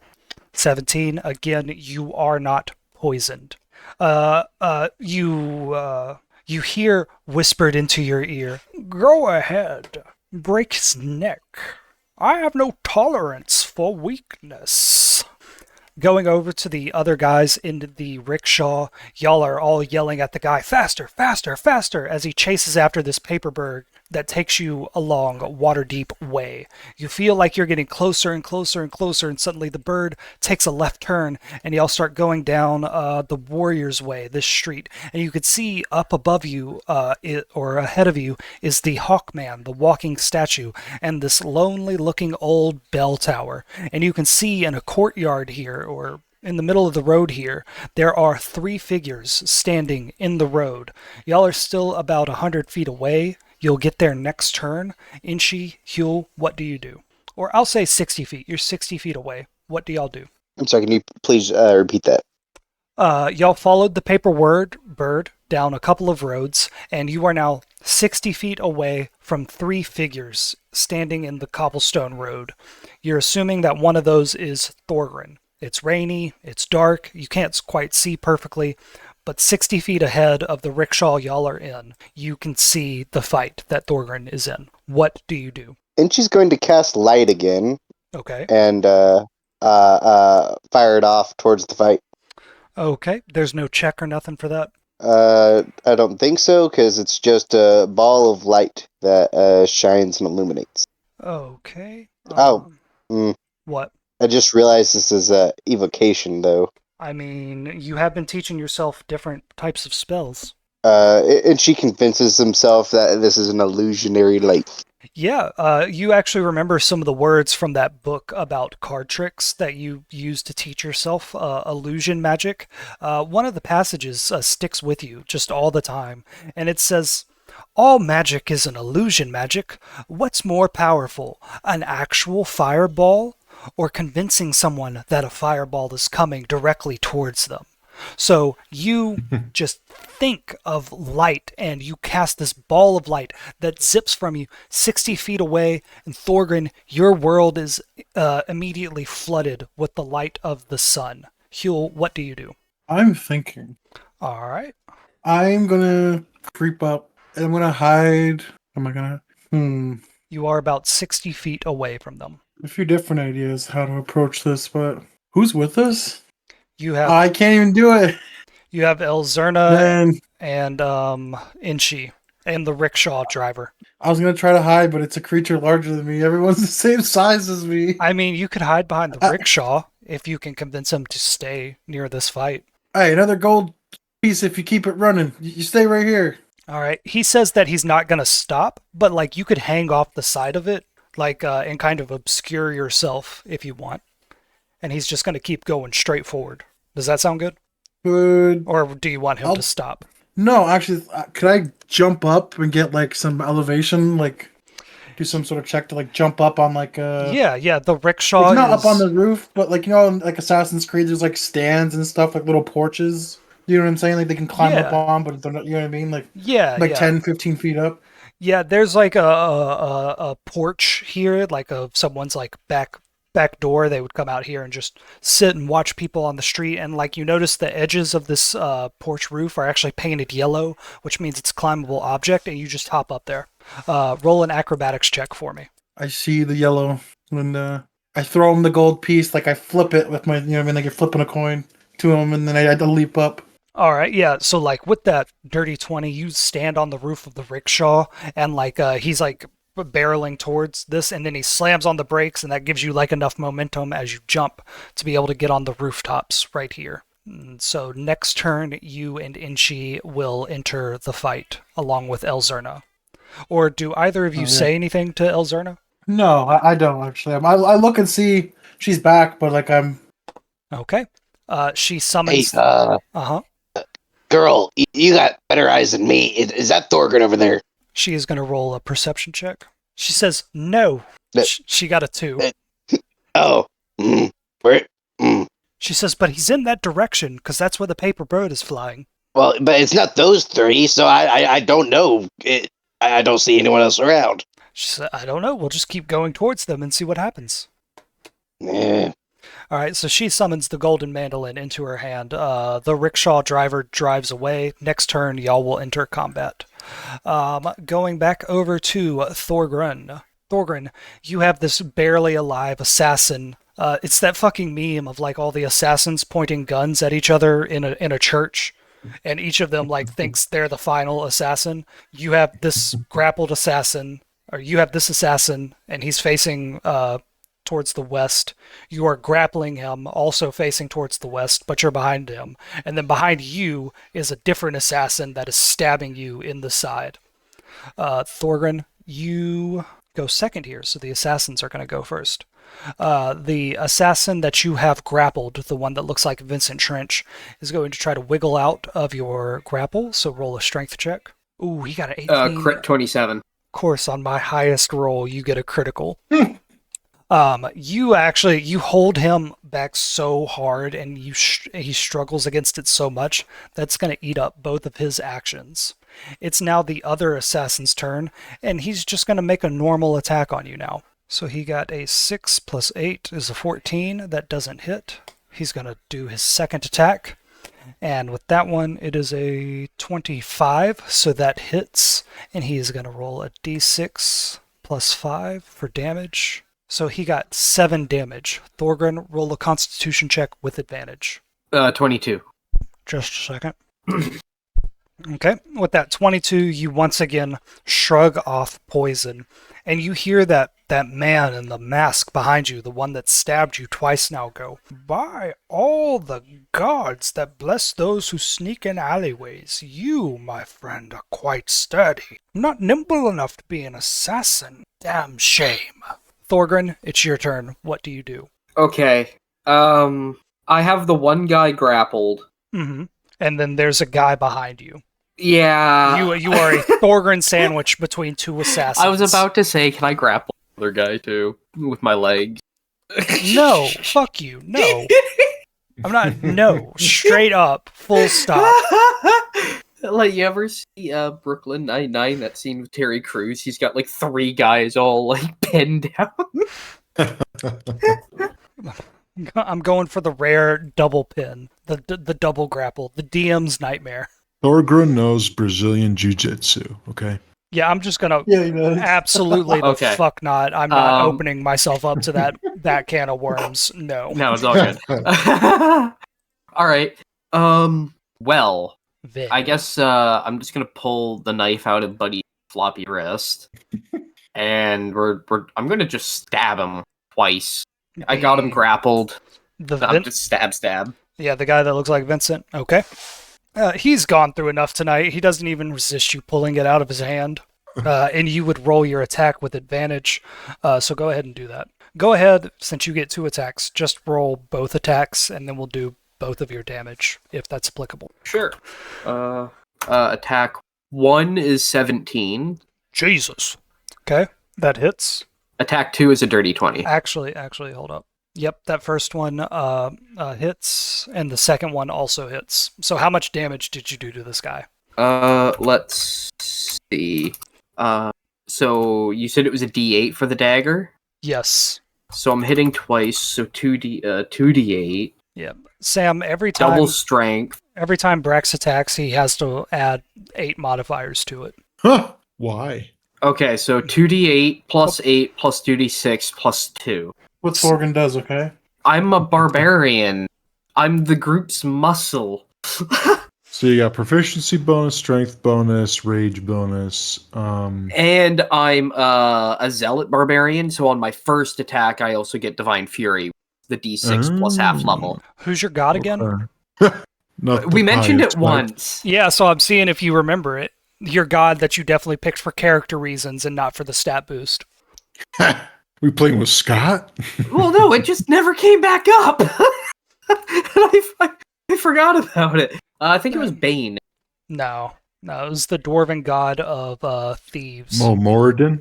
Oh, of thieves. I don't know. I believe it started with a T.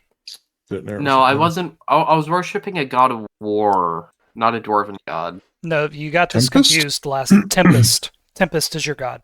Or Hextor? I Tempest sounds right, yeah. Yeah, I finished because we found all of this out about Thorgren when he was fighting the Chain Devil, and I just was editing that episode like a month ago. Sam, I put like music and sound effects on that one on Wicked City 19. I'm really proud of that one. I'll check one out. Is that on Alan's YouTube? It's on my YouTube. Okay. Yeah.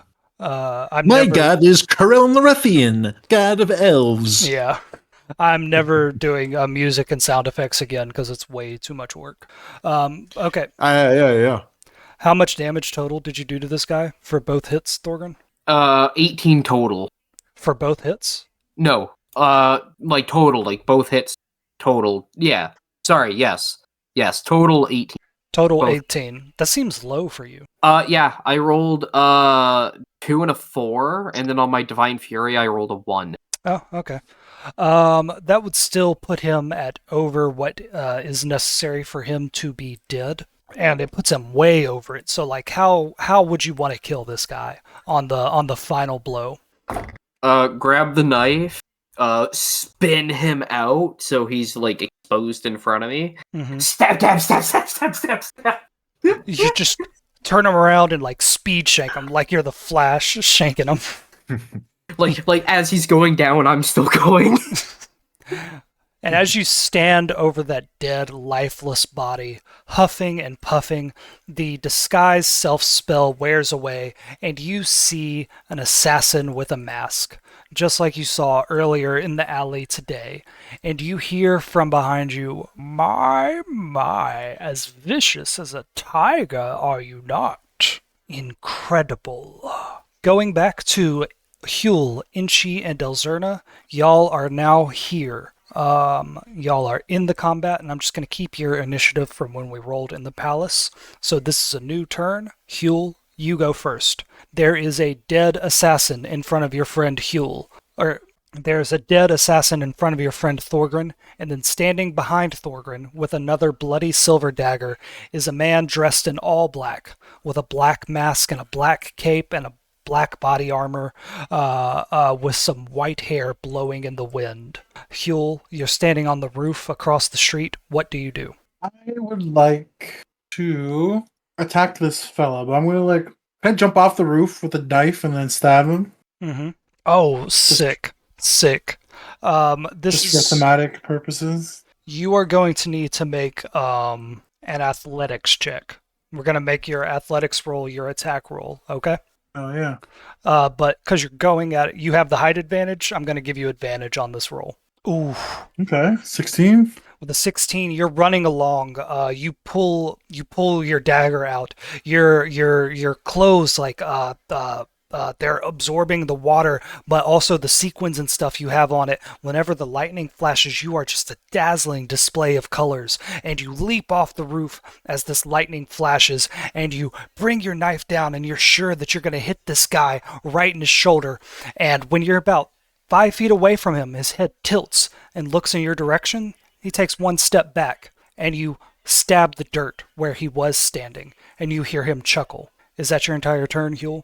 Yeah, that a minute, like swinging down from like a piece of laundry and hitting the dirt. All right. You hit the dirt. You're crouched over. You're not prone or anything. And this assassin is going to attack you by kicking you because it's his turn now. Nat fucking one. He goes a bit too hard at it, and he loses all of his aura, all of his like intimidation points, and he just slips and falls over on the cobblestone. That's his turn. The other assassin is dead. Inchi, it's your turn. What do you do? As you got closer to this commotion, you could tell that this was Thorgrin fighting with 2 assassins. Hey, Thorgrin, it's me, your friend Inchi. Hey, here, I'll stab this guy for you. And Inchi's just gonna run up and try to stab one of them. Insert angry dwarf noises. Yeah, Thorgrin's over here doing his like normal God of War stuff, and you're like, hey, Thorgrin, Thor guy, hey. Yep. And Edgy's gonna just run up and try to stab one of these dudes in the back. He got 18 plus 14. What was your total? Plus 4, so it's a 22. 22. Inchi, that hits. Roll your damage. Which is a D4. I need a D4. It's my damn D&D bag again. That's 4. I forget, did we say if there's a +1 to damage for the blink dagger, or was it just to attack? The blink dagger is a +1 dagger, so it's +1 to attack and damage. Oh, so that's a 5 then. Mm-hmm. All right, you do 5 damage to this assassin. And you should have had advantage on that attack because he was laying down, he was prone, but you hit him anyway. You do damage to him. And Inchi, the strangest thing happens. I think this happened in the palace too, with the assassin in all white. You stab at this person and you cut, you do damage. You can even see blood on your dagger. And then this person turns into white mist and vanishes. And this person can teleport 30 feet away. So, up here on some rooftops on the opposite side of the street from where Huel was, this person teleports up to this roof, and there's a cloud of white fog, and it dissipates, and he's now standing on the roof, clutching his side from where Inchi stabbed him, and he says, "You three think that you own the darkness? I was born in the darkness, molded by the..." And then Elzerna, with the Cannith mandolin in her hand, comes flying through the air and hits him with the Cannith mandolin. Let me look up this. Can I cutting words her to re-roll that? Yes, you can. She also gets advantage because she's above him, because she's flying. Just Kill him, little girl, kill him. put your back into it, Elzerna. She's going to roll with advantage here. Hell yeah.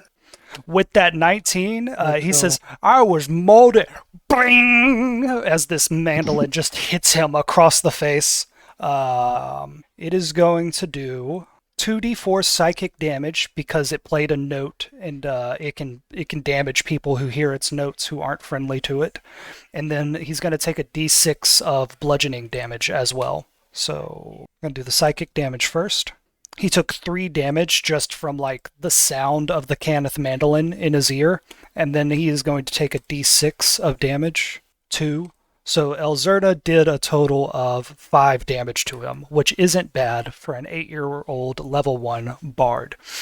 And he goes, Thorgrin, it's your turn. What do you do? Well, I got the guy I was after. So I'm going to pick up the body and yell, "I've got him!" And I'm going to bull rush this assassin. This assassin is 20 feet in the air, standing on the roof of a 2-story house. Well, dang. I got what I was after. Are we leaving or are we fighting? I got my body. I got what we were after. We're good. Bro, don't just min-max kill the guy and then just leave. Oh no, that's what I was planning on doing. He's the murderer. I got the murderer. This guy. I got what I got. I got my body. No, I'm asking. Yeah, if just you guys... leave. I'm asking. Are we running now? I mean, we could try to, get some answers, beat him up. Into the briefcase holding. All right. So this guy, the dead one, another dead body. Yeah, we're adding another dead body. Yeah, it's literally the same character model, the same textures. It looks like the exact same guy, shoved in next to the other assassin. And as you're doing that, you hear that guy that Elzerna just smacked. Elzerna lands on the street next to all of you. She dismisses her fly spell that she got from the Cannith mandolin. And she says, guys, we need to leave. We need to leave right now. We need to leave right now. You don't know what I saw up there. Calm yourself, child. What did you see? She says, no, don't not be calm. Panic. Panic now. Panic hard. Run. Any direction. Doesn't matter. And as she says that, you hear this assassin that she just smacked in the face say, my, raw brutality. And then you hear something pop as he adjusts his jaw, is going up against our cunning and magic. Members of the guild, I believe we have found worthy adversaries. And y'all hear these soft footsteps as a bunch of different assassins make their presence known to all of you. Standing up on the roof are a series of assassins dressed in all white, all red, or all black.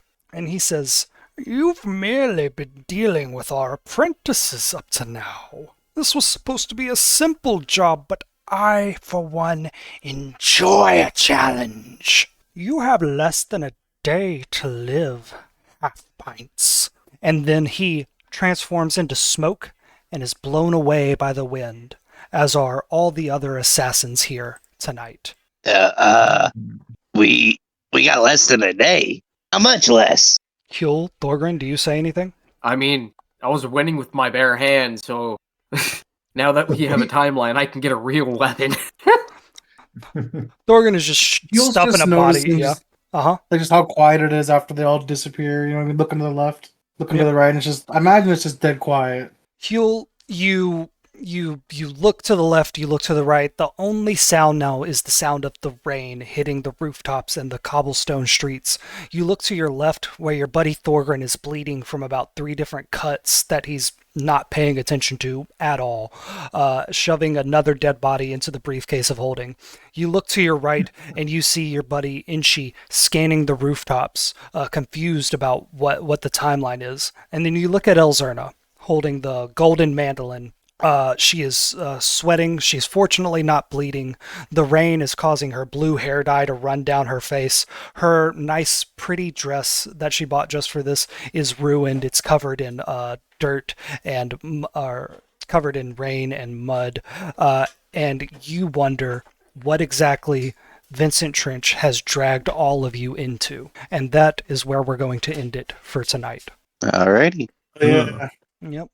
So because of the clues that y'all found, you know that whatever the Assassin's Guild is doing, it's going to be done within 24 hours. So y'all have a day to infiltrate and eliminate this group of assassins before they kill a bunch more of masked lords. The masked lords they're going after are masked lords that are sympathetic to the people. They're masked lords that introduce jobs like workplace protections, fair pay. They prosecute nobles and guildmasters who bully the common people. They are not in the pocket of noble families. They're not in the pocket of guildmasters. If the Assassin's Guild is successful, the people of Waterdeep will be worked to the bone and worked unsafely and be paid less. So that is, and Vincent Trench will be accused of murder. So that is what y'all are fighting against. All right. That was really fun. Everybody, I appreciate it very much for y'all showing up today. Hopefully next time we can have a full crew and Sam might even make an actual playable character. Yeah, here's my question to the group. So everyone plays short characters, right? Yeah. It just happened to go that way. Yeah. Right. Yeah, they're called the half pints. Well, we did have that. We did have that one elf dude for a minute. Yeah, and Brax's original character was a human. It was not planned. Like, I literally just noticed one day, like, oh, everyone here is short. Yeah. Well, I was wondering if I should make a short character or if I'm going to be the one asshole who's going to make like a tall character. But Hey, be a Goliath. What's that? Be a Goliath? Yes. That'd be pretty dope.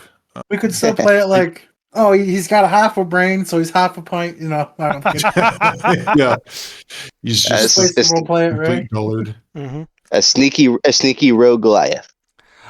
Yeah. I probably will make a rogue. I mean, yeah, you could do it. You could do it. It's just a little odd sounding, but I guess it could be done. Sam, if you're gonna make a character, I will send you like the one requirement I have, or it's actually 2.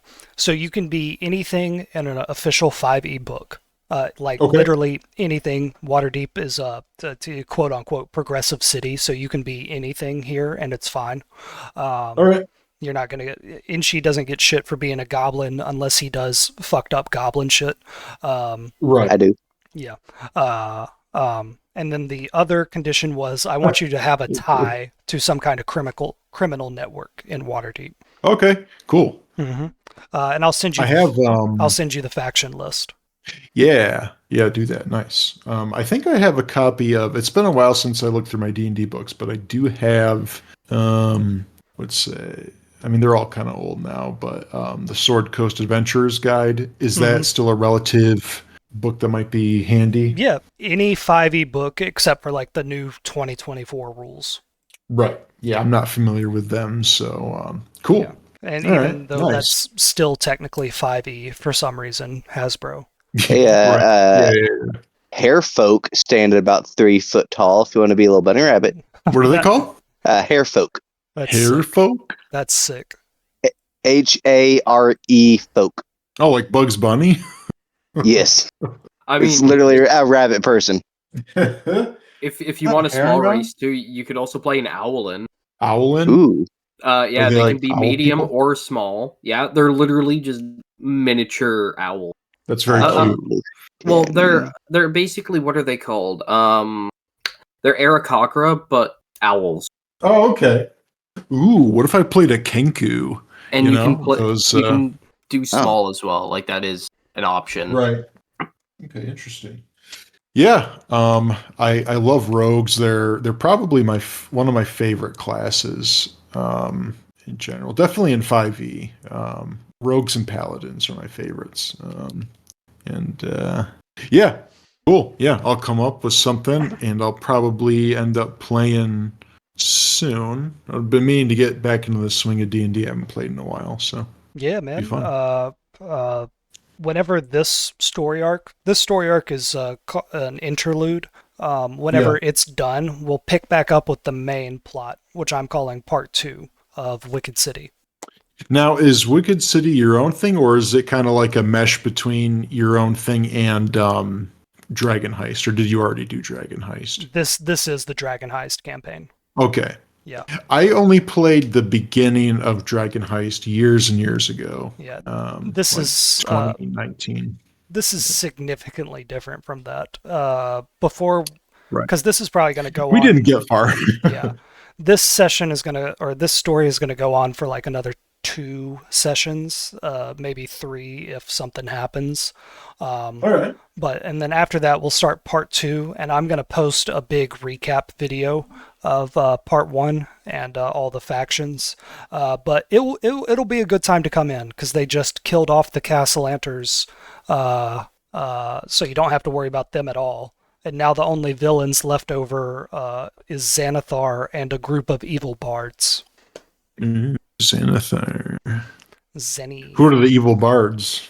They are called the Doom Raiders. They have traveled all over Faerun. They're famous adventurers, and they're all multi-class.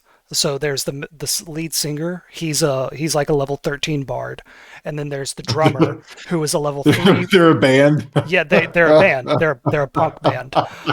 There's the drummer who's a level 3 bard and like a level 8 barbarian. There's a level 8 cleric, level 3 bard, dwarf woman, and then the 4th member of the band is actually has become a good guy and works with y'all. He's a level 3 bard, level 8 wizard. Interesting. Yes. It's like Sid Vicious, so level 0 bass player, level 20 heroin addict. Yeah. The member of that bard group that joined y'all is a drug addict too. But his thing is fantasy coke, which I call silk root powder. And they only sing what is it? What's the band? My Chemical Romance lyrics. The idea behind them was like, what if I made like a group of like player characters and like they're one of the bad guys. So that's how I play them. Nice. Yeah, I get it. It's I realized the last time I was a DM, the player characters in this edition can be pretty overpowered. I think it kind of depends. Well, that's in quotes. It's kind of supposed to be that way, because it's it's more fun. It's not fun to lose all the time, but it's a very fine line between it being fun and then being ridiculous. But I don't know. That's part of the game. So. Mm-hmm. Speaking of which, you could play a shifter, and you just choose to be 3 foot tall for whatever fuck ass reason. Oh, you could if I played a doppelganger?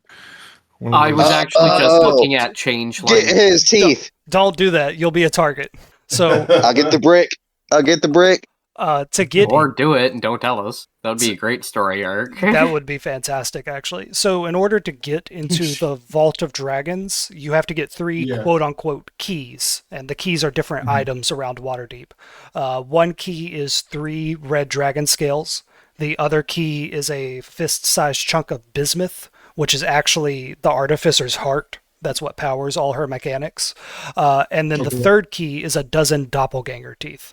And the barmaid at the Yawning Portal, who is Inchi's love interest, is a doppelganger. Oh, shit. Mm-hmm. Interesting. Do the characters know that? Does Inchi know that? The player characters know that because they found it out from the Doom Raiders, that bard band. That bard band made a deal with the devil who revealed all 3 keys to them. So that's how the players found out about it. So yeah, Inchi's And she's been struggling because he knows he has to kill Bonnie to take her teeth. And Huel's been struggling because he knows he has to kill the artificer to take her heart. But they both have crushes on the people they have to kill. Oh no. Yeah, she didn't disclose this in the dating profile, and she's like struggling to come to terms. And You got doppelfished. Yes. Yeah, Huel can't stop thinking about her chest, but it's like the bismuth crystal. You know what I mean? He's not. Yes. Yeah, the chunk of bismuth is actually so big. It's like her heart. It's like internal to her, but it's so big it's like sticking out of her skin. Yeah, he's like just got her chest on his mind constantly, even though it's like he's thinking about the crystal. He's not thinking about other stuff. Like there's a bead real of nice. sweat like breaking out on his face all the time, but it's not because he's horny. It's because he's terrified. Yeah, like how is this gonna play out? Like, Oh yeah, You gotta- Huel, like as you're standing there in the rain next to these dead bodies and Elzerna all dirty and Inchy bloody, you think back to like just an hour ago when you were dancing with the artificer, and boy was that fun. If only this murder hadn't happened. thanks a lot, Thorgan. I was having such a good evening until you ruined it. I didn't do anything. In fact, I have solved a problem more so than No, caused. there's not even one body in there. There's two bodies. I'm gonna point to the morgue of beholding. Oh yeah, Mark appealed. yeah. Sam, the first time they killed one of these assassins, Thorgren did it on accident. Speaking of which, there's also it's a zoo in there. Where's little Inchy? Let him out right this instant. Oh yeah. Okay, I'm gonna credits scene. open up the briefcase and just start shaking it. Oh no, all the Oh bodies. wait, are hold falling up. out. Put 'em I'm back not. in I'm not. there. I'm not tall enough for this. I go and stand on a barrel and start shaking some more. Eventually, like a little raven falls out of the briefcase of holding, and it goes. It fucking stinks like abyssal chickens in there, Thorgren. What the hell do you got going on in there? And then the beak flies open, and this red-skinned imp pokes its head out and says, "I don't belong in briefcases." I mean, are you not just a differently shaped abyssal chicken? Are you a miniature cockatrice? He goes. He like holds And his. plus, He's like about to retort, but he can't think of one, so he just kind of stands there. to answer your question, it does smell like abyssal chicken because I'm gonna shake it some more till one falls out. Because there were abyssal chickens in there. A rotting abyssal chicken that's been in there since you stuffed it in there from. Oh yeah, I forgot to from cook the it, warehouse. didn't I? Yeah, I don't think you ever. You cooked No. one of them and then you left the other one in there for like 2 weeks. It's just been a conversation piece, and Jesus. Okay. So we'll pick back up here next week with hopefully Blinken in tow. These are much more fun when everybody's here, but I had a great time tonight. Yeah, it was fun to get fun back into it. sitting in. Mm-hmm. Oh Yes, yeah, sir. this is Huel's first game of the new year. yeah. Nice. Yay. Yeah, sorry about last week. I forgot I was out doing something, and then just lost track of time. Oh, How it's dare you? fine, my man. No, because like I'm in 3 games, so like every game that I've been in the past couple weeks has been off too. So like my Friday and Sunday, Yeah. The worst. or Saturday. Sorry, my Saturday and Sunday, not Friday, because Friday is this game. I thought you played another game on Fridays too. No, it's just I used to, but then we switched it to Saturday. Oh, yeah. Okay. All right, guys. Well, I am going to go watch One Piece. I'm almost completely caught up on it. I hope y'all have a fantastic weekend. Hell Yeah, thanks for yeah. hosting, for man. running. Thanks for the game. Yeah, absolutely. We'll pick it back up next week. Y'all have a great weekend. Yeah. Adios. Thanks, everybody. Adios. Thanks for joining, Sam. Yeah. Have a good weekend, y'all. Yep. Good night, all. Peace out.